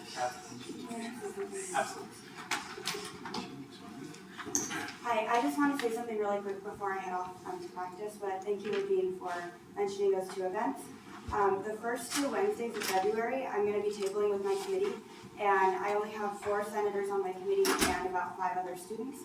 And so I'd really love the support of the ECAP directors in the Senate to help me table those 2 Wednesdays. They'll be really fun. There will be candy and cookies there, so you guys can obviously have. But I definitely would like to see more senators able to come out to our committee meetings too. I'm only looking at for senators and the rest of the Senate to come join. We meet Fridays at 5 p.m. And the only reason I'm not looking up to all students is because we have applications. But I do need more senator support just because it's hard to get all the senators together. So, okay, that's all. Thank you.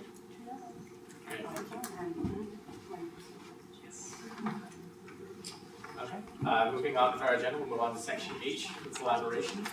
First, we have our Vice President of Campus Internal Affairs, Fernando Chiburia. Hello everyone, so I need some help making a decision. It's concerning the 24/7 library hours. Herman, I know you're not going to be in love with this idea already, but there is an option for us to go, because right now the way 24/7 library hours work is that it's the week of finals week. After talking to students, doing surveys, doing a couple other things, this is kind of like, I guess, if we ask more CHAS students, it was better to go from Wednesday to Wednesday. So Wednesday of week 10 to Wednesday of finals week.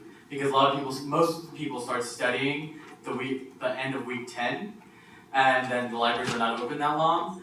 But then we end up closing it early on Wednesday, which means all the students who still have finals that Thursday and Friday would also be left out in the dark because there wouldn't be, obviously, the hours wouldn't be open. So we have that decision to make, and I wanted to see how Senate feels, and I wanted to get a vote before I sign the contract next week.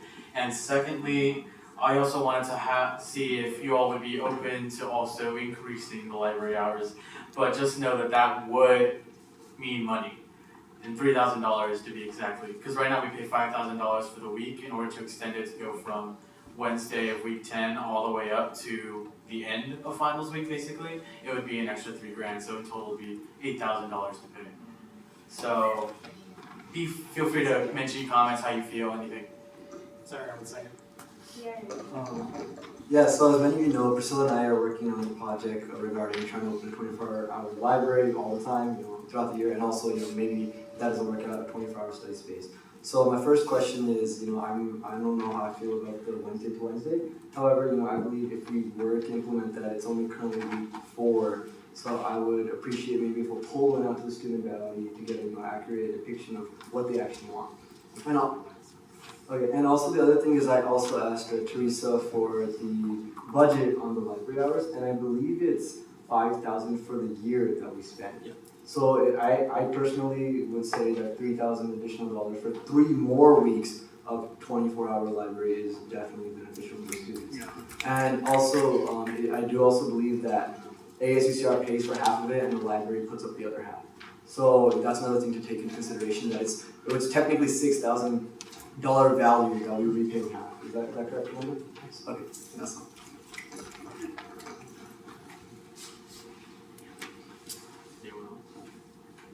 Senator Lane. I would be open even with the extra money because, like Herman mentioned, as far as value goes, if you belonged to another library or anything that you were paying to go to, like the convenience factor would far overrule the additional money. So I think it's a really great idea. Can I ask a question? So Iris, you control the piggy bank, so how do you feel about an extra $3,000 and how would that fiscally work with ASUCR? Because I do know that our finances are very tight right now at the moment, and including our gear and everything else, we're already kind of over capacity of the budget, so we're actually working in a deficit almost, so I don't know. Well, it's not just up to me, but also my committee and how the information is presented. So we would need more proposal form and then more information. I can't really tell you yes or no. I ask you that just because I want to see what direction, because I do have to sign the contracts in such a short amount of time. So obviously this would be something your committee would have to work on relatively quickly. But I want to see you as the leader of finance. What direction are you willing to take your committee in? Because you do still have, yes, it's a group that's making a decision, but I want to see as you as the leader of that group, where would you stand? Especially since it is such an AS. Yeah, I personally do agree with Delaney. The value is more than the price amount. But I would like to see more numbers and also pulling for the students.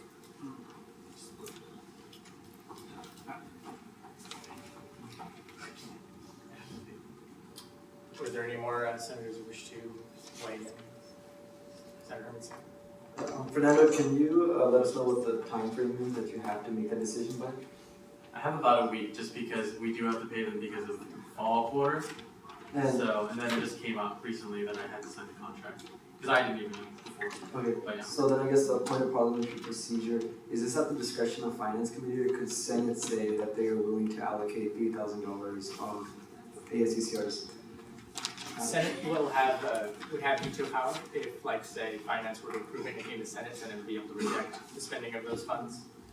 But it would, just the way our constitution of violation said it would go through finance first before it came to Senate. So, point of parliamentary procedure, can we preemptively vote and allow the usage of $3,000 before it goes to finance and we get the specifics? No. No, yeah, there's something on the bylaw that says you can't allocate funds that haven't been approved yet, so then somebody would end up having to actually pay their pocket. It was like a check. Because they fixed the finance bylaws over the summer. That's what the new bylaws say, right? You can't spend money that hasn't been allocated yet. So you'd have to wait for finance to approve or reject this decision, and then you guys could appeal. Or just, in other words, I'm literally trying to find a way to have this approved because we do have such a short time frame. Is it possible again to maybe take it out of somebody else's budget and then reimburse them? Maybe this is a question that happened behind the doors. As it currently stands, unfortunately, there's just that it would nullify the finance position entirely the way we have it. The way the system is. Right. Yeah, so I guess technically, if we wanted to, we could do, I know that my office could potentially pay for something like this, we have enough money, but I can only make a budget transfer of up to $500, so without IRS's approval, without the finance committee approval. So that wouldn't really help much, it would have to be a collective effort of pretty much the rest of ECAP each getting 500 or something like that. But then obviously it's up to the ECAP members because we have to be certain that I have to be certain that I'm gonna get my money back. So that's really where it comes to. So I don't see that as a practical option in this scenario.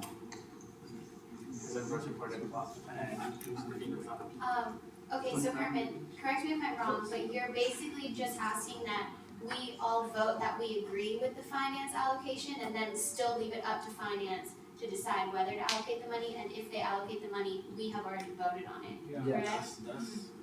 So are we allowed to do, it's a symbolic vote essentially, but it's already in place once finance allocates the funds. So on Monday, the funds can be allocated, and we already agreed with that. Now, in this rare event, in a state where, according to Robert's Rules of Order, suspension of the bylaws, which is essentially what we would have to do to be able to make this vote happen. Suspension of the bylaws happens in very particular cases, only when the Senate is in consensus about something whose only like barrier is bureaucracy. So this fitting those requirements, the chair can open up the floor to a motion to suspend and we have to specify the bylaw and also state the intention of why. Point of parliamentary procedure. I'm sorry, as much as I want something like this to happen, that isn't true. In our constitution, it says that the bylaw can only be suspended. It's either our constitution or a separate bylaw, but it says that it's a separate bylaw actually, I don't remember which number. It says that you can only suspend the bylaws when that bylaw says that it can be suspended by a vote. So, and as far as I understand, the finance bylaws don't include that provision, so you all would not be able to suspend any part of the finance bylaw. Of course, that's my understanding. I don't know if that's. Parliamentarian would be able to.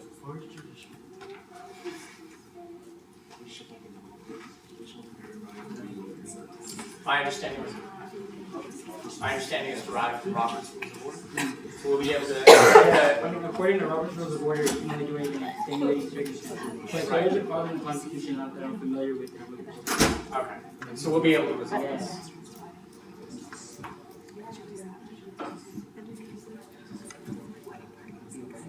Because it would be nice to have those extended library hours.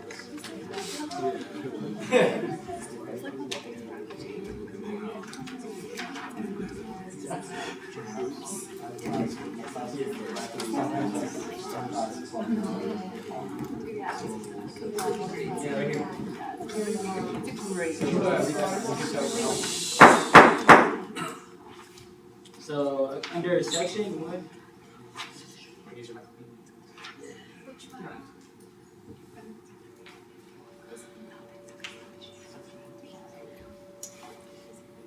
Alright, so under chapter 21,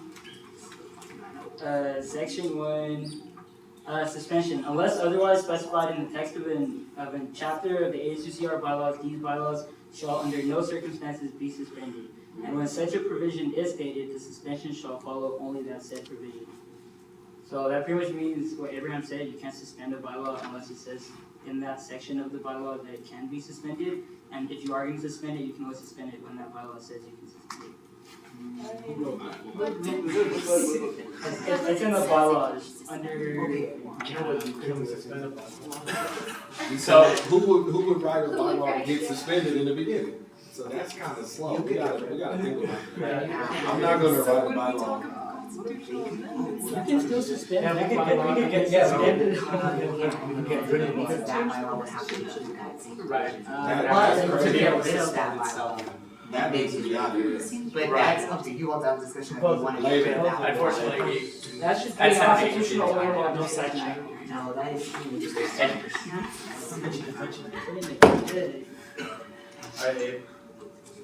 Okay, well, just to I guess, say it, because I think everybody's thinking me, because it seems like this is something that some people are considering, theoretically, something that you could do right now, within your purview, would be to get rid of that bylaw, but obviously, you have to think about that very carefully as to whether you want to get rid of that whole bylaw because of you want extended library hours, and what are you gonna do next meeting? Are you gonna bring it back, or so it's up to you.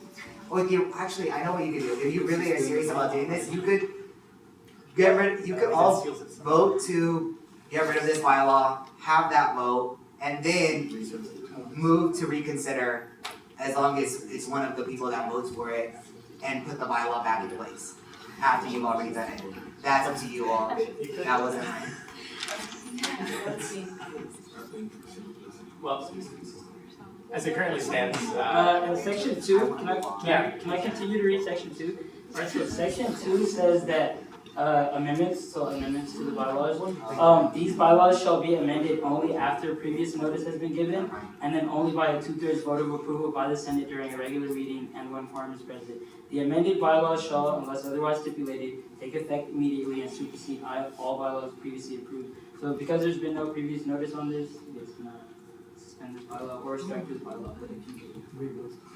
What constitutes previous notice? Usually 48 hours. But don't you Is decide, that don't you in the decide what previous nights mean? My bylaws state, when it comes to agenda on the meeting is 48 hours. So that's what my basis of my interpretation of that is. It's fair. So, as it currently stands, we are not able to suspend the bylaws because we might like to. In this particular instance, we cannot get rid of it, sorry, in this case, until there's a prior notice to the Senate, so, take. We noticed. So, President Pro Tem. Or, in the future, LRC could review this and potentially change the wording of this. That wouldn't happen now, obviously, but potentially at next week's meeting. I can add that onto the agenda. So it won't happen today, but. For future meetings, then, this would be something that hopefully a problem that can be. Senator Once again, being very wordy with the bylaws. Technically, under the Finance Committee bylaws, in the bylaws, Section 4 budgets, it says that it needs to be, all budgets are set by the Finance Committee and then are ratified by the Senate. Technically, it never says when. So, I don't know. See, that's a big question, and I would argue you can. If we have confidence in our Finance Committee, which I believe we do, then I think it's possible to say that we're going to ratify something preemptively. You can't ratify. Ratify just means to give consent. If I have, in my opinion, if I have confidence in the committee, I can give consent beforehand. And this is in my opinion literally analogous to grants versus budgets. We give consent to clubs to use their budgets, but we have to ratify or we have to approve the grant too. Does that make sense, kind of? I could have said that a little more eloquently, but essentially, a budget is something you're ratifying that money before. In my opinion, it's analogous in a very similar circumstance. Actually, Fernando, before you speak, you said within a week this contract Wednesday. So it would be after LRC, it would be after finance. Yeah, so what I was gonna ask, before Senate. Yes. So what I was gonna ask, I can try to push it. I'll talk to Lori and everyone and see if I can push it. And then, can I have a vote to have Senate approve of me pursuing $3,000? Because that's what Lori and executive staff wants that, so that I can, then it'll be two, but I want to have confidence so that I can also bring that up during finance committee. I second that motion. Standing vote. Alright, standing vote. Yeah. Do you? Standing? Okay. No, I object. I object to consideration of that motion just because, we legitimately use standing votes when it's something that, really has to do with a substantive matter where you're standing in solidarity with somebody. And so I would just, I don't know, I just feel it would be uncomfortable.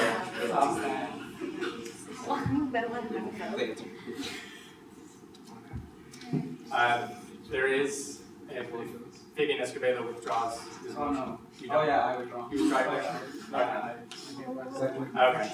Motion by Fernando Echeverria and seconded by Senator Herman Senga. All those in favor of giving confidence to Fernando to pursue $3,000. I'm pretty sure that was your wording? Yeah. Okay. All right. Okay, all those opposed? See a little done. Yeah. And abstained. Okay, by 15-0, this passes.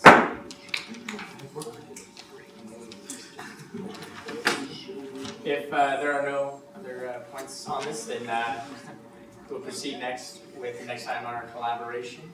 This is Priscilla Gray.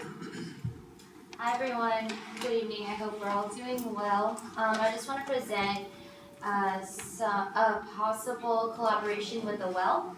The Well will be hosting a week-long series of events the week before Heat. There's one event in particular that I wanted to bring up and it's scheduled to happen. It's called Coffee with a Cop. This is where policemen would be dressed in casual clothing and be able to interact with students. I think this is likely to coincide with Akeem's campaign because it's scheduled to take place around mid-February. And basically, that's all I know about it for right now. Alex Mustache, probably all know him. He also works at the Well, and he brought this to my attention, and I thought that I would extend the invite to other senators to possibly collaborate with the Well. And as soon as I hear more about it, I'll get that to you. And yeah, that's basically it. Copy with a cop. I'm willing to collaborate. Hey, Rangan. Yeah, Priscilla, I would say talk to Brianna. Do you know Brianna from my office? I know that some people from Fernando's office are already kind of working on this, probably with the Well as well.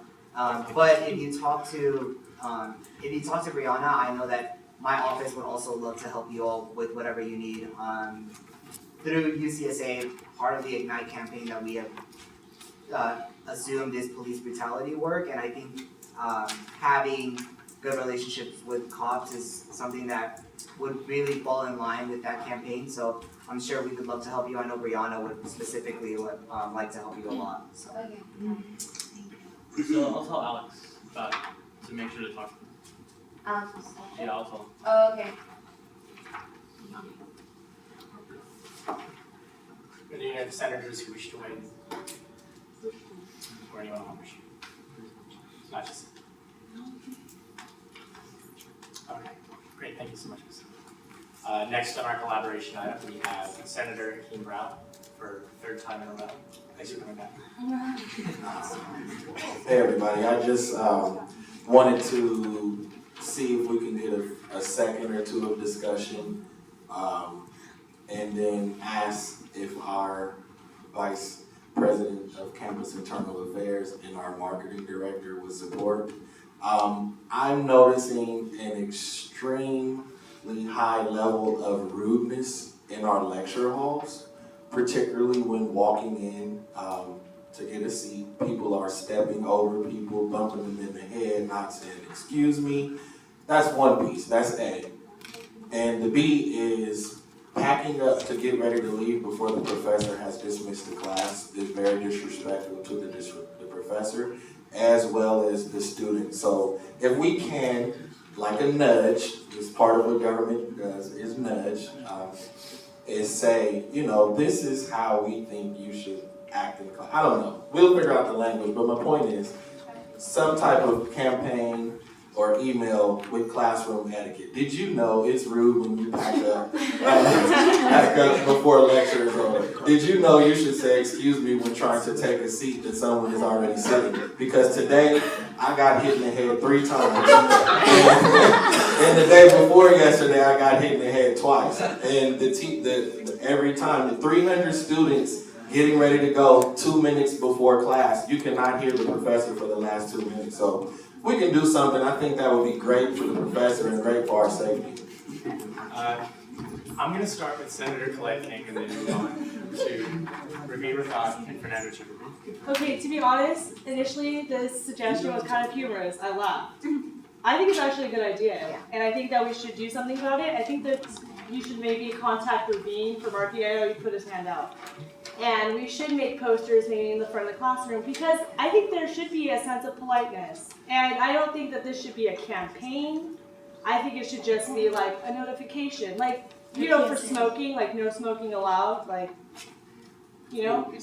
Or how about we can get some literature and do an email in maybe 2 weeks, and real soon we can just go classroom to classroom and say, hey, this is what we want to share to you.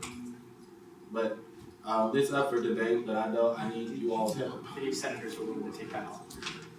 Okay, Raveen Rathod? Yeah, no, I think it's a good idea. And as Colette was saying, it's humorous, so I think playing off the humor card might work better than like a formal email walking in to listening to someone. I already have an idea in mind for this. I recently saw another university's video on like just simple things to do in the cafeteria to limit food waste, but they made it really, really funny with like twists on each lesson. So maybe if we can do something like that, as far as the horseshoe goes, I'll throw up the video I'm talking about so you can get a short idea of what I'm trying to say, but I know the marketing committee would be happy to work on a video, maybe 2 weeks from now, once the workload's a little less, and start working on a video for just like, basic classroom tips, kind of like some sort of like turn down for what type of deal situation. Just make it, I don't know, like make it relevant and make it funny, and I think we could accomplish those goals. And if need be, make it a shorter video so you can, if you do want to go out and do the class wraps, instead of talking, it's like, hey, we just have a 2-minute video, do you mind us showing it to the classroom, something like that. So yeah, I'd be happy to work with you. So Lot would pretty much agree with what Raveen said. I also had this idea, I don't know if you mentioned this when I was gone, but we're also planning to use the SRC video screens, getting permission to use pretty much all the TVs around campus have access to advertise ASUCR, as well as just putting up videos, notifying people about events. We're planning on doing that. I can get permission for that relatively easily, and then I have an idea of actually, once he compiles all the information, those can be played on the TV screen like every 15 minutes maybe, so maybe someone sees it and they're like, haha, yeah, I should probably get my stuff together. But, there's different avenues that we can use, and I think Raveen's definitely on top of it. And I'd like to see senators also kind of just pursue it, since you are representing the 1,000 students. So maybe some senators should get on it. Okay, I saw Senator Jackie Jacoby's hand. I canceled mine. Cancel. Chop it off, doesn't count anymore. So yeah, parliamentarian moment the same. I was gonna say, that actually sounds like a really cool idea. I mean, everybody said it was kind of funny at first, but like it could be like a whole campus climate thing where it's not just like lecture and like etiquette in the library and then gym etiquettes too, because there's a lot of places where people don't know, exactly how to act around other people. So I feel like that's actually a really good idea. I was gonna say, if you guys or if you all are gonna figure out a time to like meet and discuss like this improving campus climate campaign, I'd be down to work with you guys on it. You all. Great. Just really preemptively, if anyone wants to act in the video, please let me know. There'll be like short clips, like the good example student, the bad example student. And writing too. Senator This Senator could even Jackie be Jacoby. in conjunction with the What Would You Do series. It could be similar or added onto it in a continuation of the series on just added like another subcategory to campus climate, I'm sure. Yeah, just maybe at least even try releasing it around the same time and tying it into the event. Yeah. I just said I'm down to help write, and if you need help acting or whatever, I'm not an actress, but I need, if you need someone in the background. Senator Collecting and Yeah. Senator Herman Singh. Were there any other hands at this time? Yeah. Seeing none, I know, you're already on the list. We'll close the Sorry. speakers list. Go ahead. Okay, cool. Actually, I found the perfect thing. If you look up UK super simple stuff, it's like a comedic suggestion on train etiquette. I can't repeat some of the stuff it says on here because it's funny, but it's very sarcastic humor. Simple stuff. Yeah, just look up. It's kind of funny. Super simple stuff. Yeah, right now. Look it up. Look at it. And I think it would be a really great idea for your campaign. Super simple stuff. Train etiquette. It's by Queensland Rail.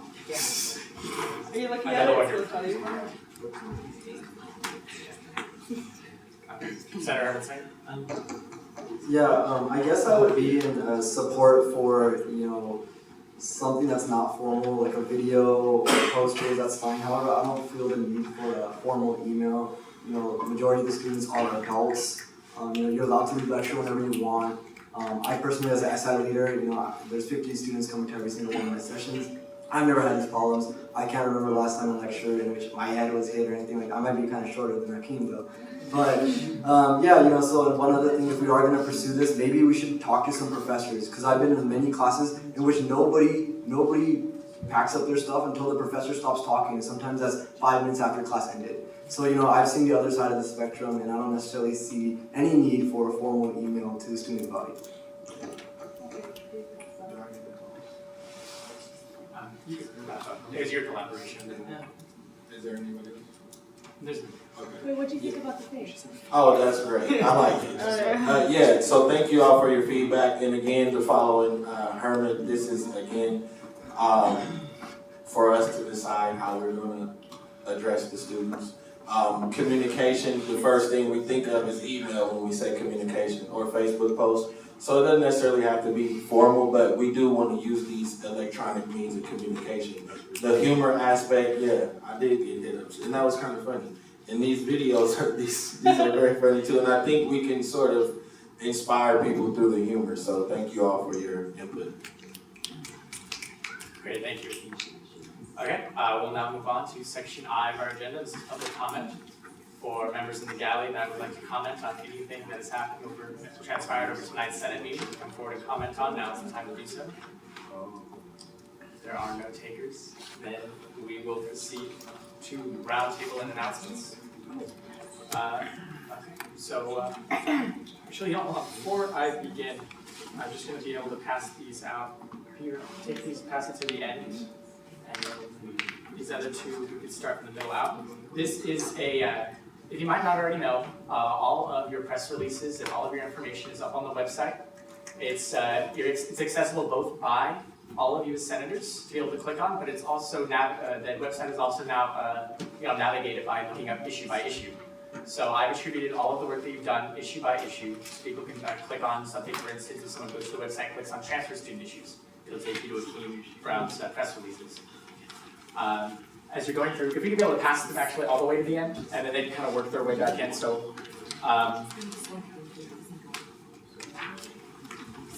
I'll actually now, in future, just because I understand that a lot of you have been expressing concerns about wanting to know what each other we're up to, wanting to have reports, and wanting to know exactly, just how to keep each other accountable and knowing what everyone in the office is up to. I want to be able to meet that need because, I have heard it. I have heard these concerns. So all these have been consolidated. They've all been on one file. You'll be able to look at it. You'll be able to point out. This also ensures that no one is misquoted. And these will also go directly to the Highlander to ensure that, once again, nobody's misquoted. So being able to read them directly out of it will be able to speed up the efficiency of our meetings, but also ensure that all of us as senators will be able to read what everyone's doing.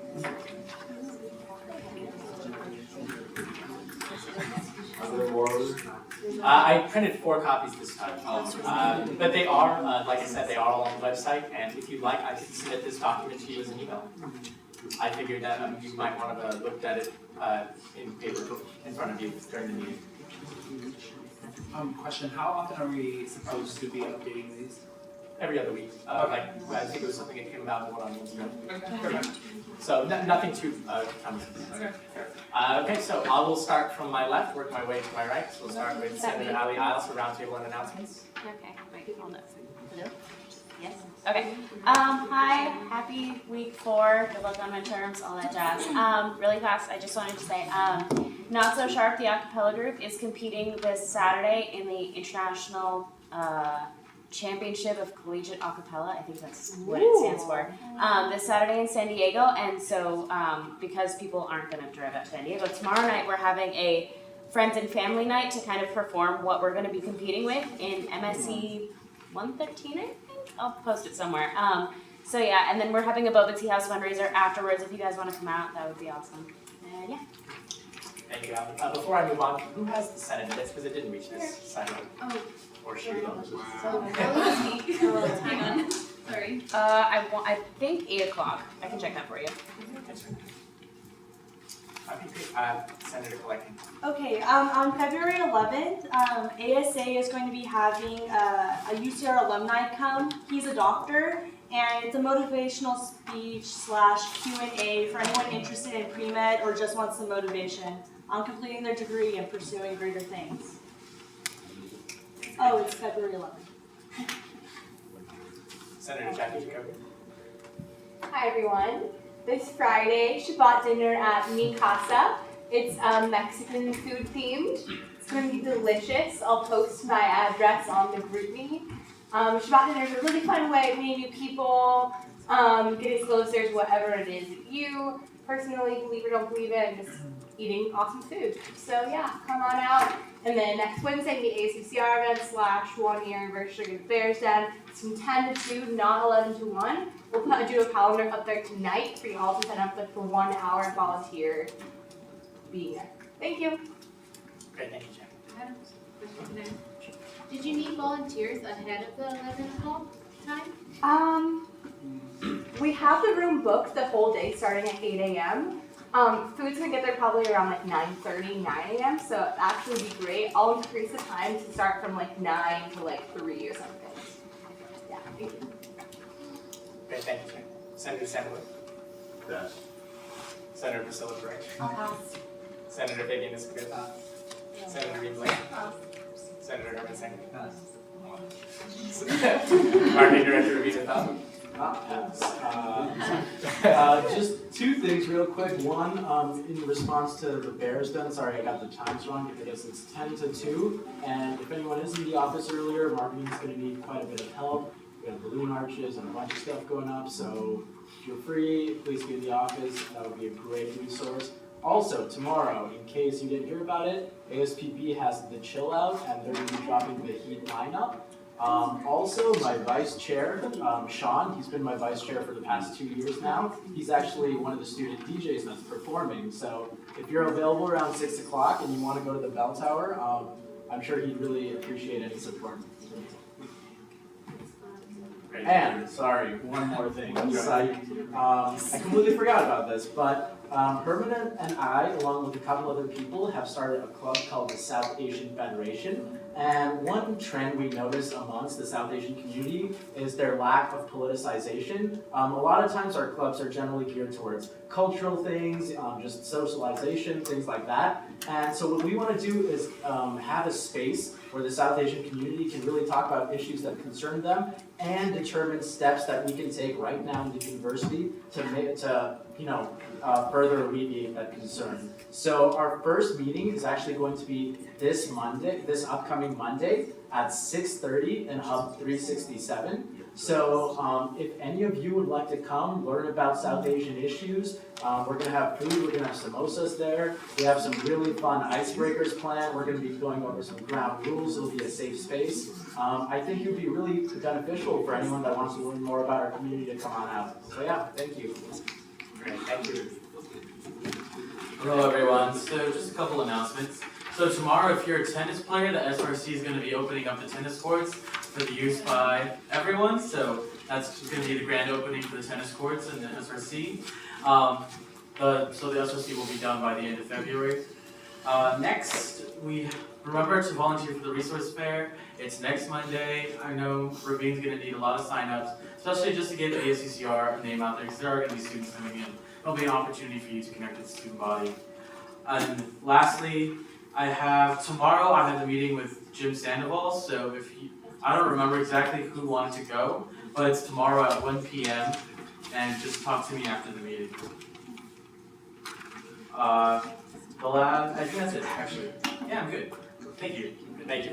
Vice President Abraham Galvan. Okay, so two things. First off, my office is hosting a teach-in on the Ignite campaign, which is one of the UCSA campaigns, tomorrow in Hub 367 at noon. There's going to be a free pizza if you want to come out.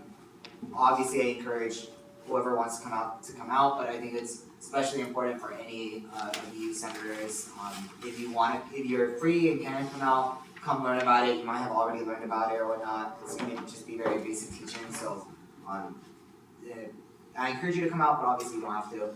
And then the second point that I wanted to make, that I never made initially towards the beginning of the year, and perhaps would have been better if I did, but essentially, as you all know, I sit on the University of California Student Association. A lot of times we have votes on different issues that range to many things, right?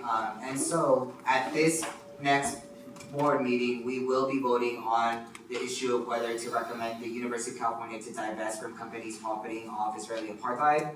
And so I have not made this very clear beforehand, but I want to make it very clear that on that board, I represent all UCR students, and with that, I do take previous precedent by Senate very into account very heavily.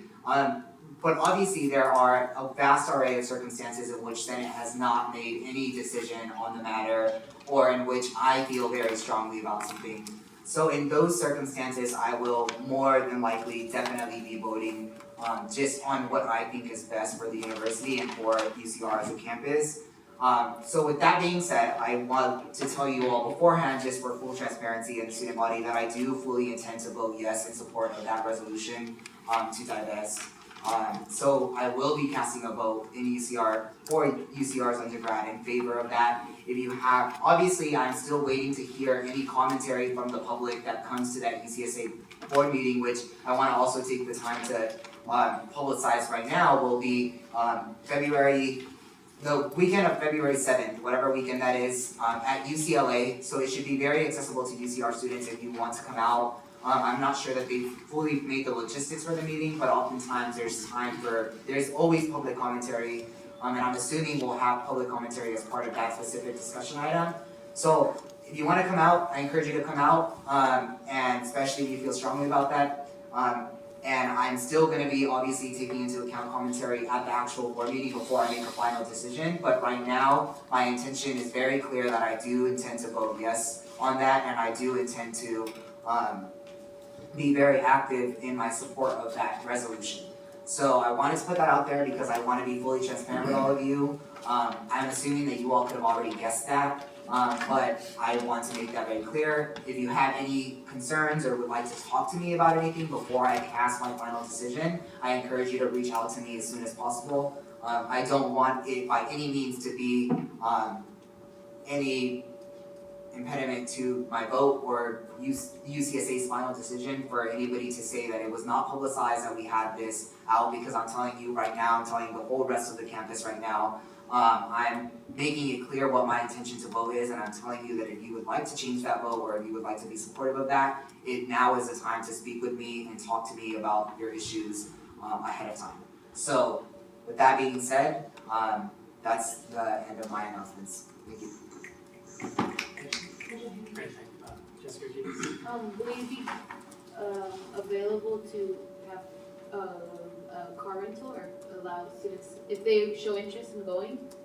That is something that we can explore. I'm not completely sure that that's something that we can do through AS, but I'll talk, I guess, to Lori and Teresa to see what that would look like. Especially because in that circumstance, we would have to decide which students get to go, and obviously, they would be very short notice, and also I'm assuming that, to be fair, we would want to take individuals from both sides, but obviously then what does that look like, because I've already made my intention clear that I intend to vote yes. So, those are things that we have to work through. But I encourage anybody that wants to go from either side or whatever to independently organize to be at the meeting if you so wish to be, or to I'm available by appointment only, so if you want to see me, make an appointment, just email me or whatnot. I'm usually in the office at random times anyway, but that just helps me keep track of my times better. So message me or something, I guess. Thank you for that.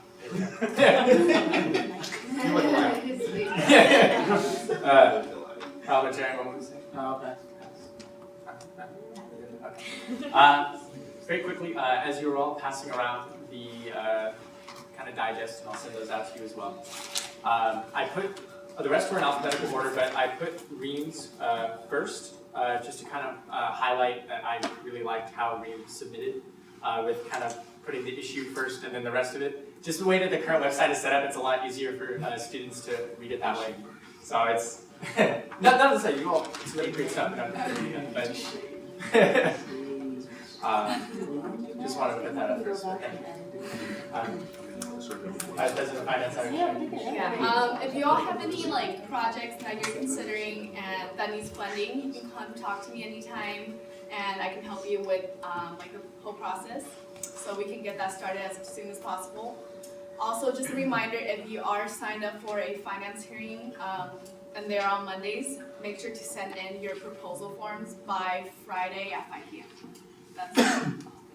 Okay, thank you, Iris. President Pro Tem Board Member Clausen. Pass.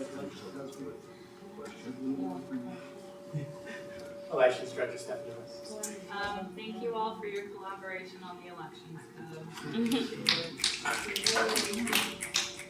Thank you, Stephanie. Iris Director Mr. Martinez. I was gonna pass, but then I remember there's an event tomorrow. So there's another thing I want to talk about too. Being a part of USAS, we're launching a campaign that I think that it's very important to get student support as well as student government. So in the campus store, there's a lot of items, there's a certain amount of items that come from sweatshops. So what we're doing is we're launching a campaign to make sure that everything in our UCR campus store is sweatshop free. So we're hoping to go with Gracia, which is a company that we as USAS went to visit in the Dominican Republic that's completely sweatshop free. We actually had members that met these families and they talked about the condition before and how their life had totally changed when they were able to have a job that was, I don't know, it just, I'm sorry, I get too personal with it, but I just think this is something that all ASUCRs should support, but if you are willing to go to the meetings, USAS meets Wednesdays at 5 o'clock in CSP in the conference room. And we're just working on the logistics of the campaign, but we work really fast, we're very productive, and we're very engaging with the student community, so keep a lookout for that. Also, there's an event tomorrow that one of my good friends is hosting that's co-hosted by the LGBT Resource Center, La Familia, and Cutie Park at UCR. So it's gonna be hosted tomorrow, 6 p.m. Back to the Grind. It's called Resilient Realities, Revolutionizing the Cutie Park Narrative. It's really good. It was already hosted on campus. It had a great turnout. It includes spoken word, different self-portraits, a lot of different art pieces, it's just a huge gallery, and like I said, it's going to be hosted at Back to the Grind, so I invite all of you to go. Thank you. Senator Kimbrough. I want you all to wish me luck. I'm going to interview with the mayor of Oakland on Friday. Hey. So whether that turns into a position in her office or not, I just want to make sure I can have her when I need to call her for some other projects that I'll be working on in Oakland. That's one thing.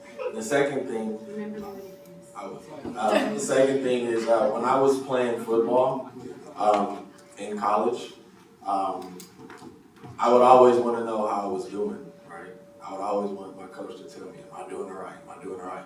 He used to always tell me, Akeem, you're doing okay when you're good as you're better, and you're better as your best. Just wanted to leave that with you all.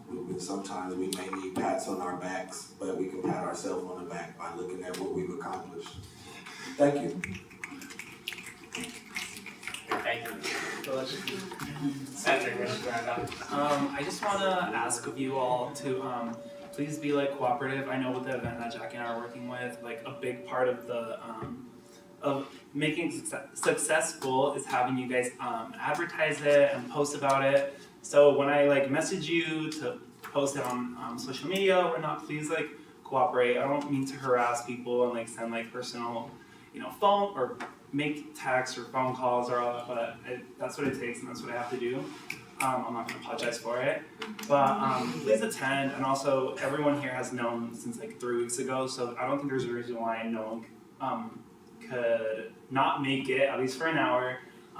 10 to 2, and if you can't make it between those times, then go and volunteer before or after or whatever. There's going to be, I believe, 30 boxes of pizza and 40 boxes of donuts, so there's a lot of things we need to get through, and we're expecting a lot of people to come. And also really cute backpacks that were given out last year that are little bears and stuff. So look forward to that. Also another thing, I'm going to be collaborating with Summer on a preferred name option for the university. I'm aware that it's an issue within, I'm sure a lot of students, but specifically trans students on campus, that have to personally email their professors and say, hey, my name is this, I prefer this. So if we could facilitate that for them, it'd be great. And also the issue with diplomas, people graduating with their birth name on it when they really want, their other name, which is a legal process, and that's just the beginning of how, but maybe Summer can also follow up on it, but that's it. Do they? Yeah, well, I'll talk to you. Okay. Thank you. Senator Carlton. Pass. Senator Delaney Koenig. Hi everyone, I've never used this before because my voice is so loud, but this is cool. Okay, so it's like a mini collaboration. My new project that I'm working on is expanding the hub dining to be more friendly to dietary restrictions of any kind. And so if anyone wants to work with me, I have sent out the first emails, but I'm feeling kind of directionless because I keep getting bounced around to different people. So if anyone knows any people in the hub or the barn, I'm fine starting anywhere in dining. So yeah, just shoot me an email, and I would love to collaborate with anyone on that. Sorry, real quick, for the food truck festival, I collaborate with a lot of the dining staff, so if you want to send me an email or meet with me, I can get some contacts for you. Great, thank you. Senator Summershed. Yeah, I was just gonna follow up with you all about like the calendar that I put up, if that was working or not, if that was something that was beneficial that we should keep up in the office, and if so, then just if there are any events that you all have, the ones maybe that you said tonight, to put them up there so that we all know about them, so that we can make it out to those or your communities. I'm gonna try to go around Costa Hall, make sure we support their events as well and all the different resource centers, because it's really important if we want our community to come out to our events, that we go out to their events as well. And so I know we can't all make all of the events, but if we have a surplus of them up on the board, then we can all make as many as we possibly can. So there's that, and then I wanted to ask also if there was already a free food Facebook page, because if not, then I was wondering, there is? Okay, awesome. Cool, so I think that's great. And also my club Lean In is a gender equality club, so if y'all want to come out, it's Wednesdays at 4 p.m. and I will put that on the calendar. Alright, thank you. Thank you, Senator. And last but not least, Senator Jason Ramirez. Hello. Following up on what Christian said earlier, I think it's really important as well. And I know I'm at fault for this too, but if everyone can respond to emails a little quicker, I know sometimes it's kind of slow. I just really appreciate if everyone was kind of cooperative, especially with social media and stuff too, because ASUCR moves really quickly, and sometimes it impedes other people's projects when we can't move forward, or other people's events and things like that. So just a thought. And good. Great, thank you. Okay, that concludes our roundtable and announcements. We move on to the final item on our agenda, adjournment. I object to that. I will keep. Okay. Motion for adjournment by Senator Christian Arredondo. Do I have a second? Seconded by Senator Colette King. All those in favor? We wouldn't be surprised at you.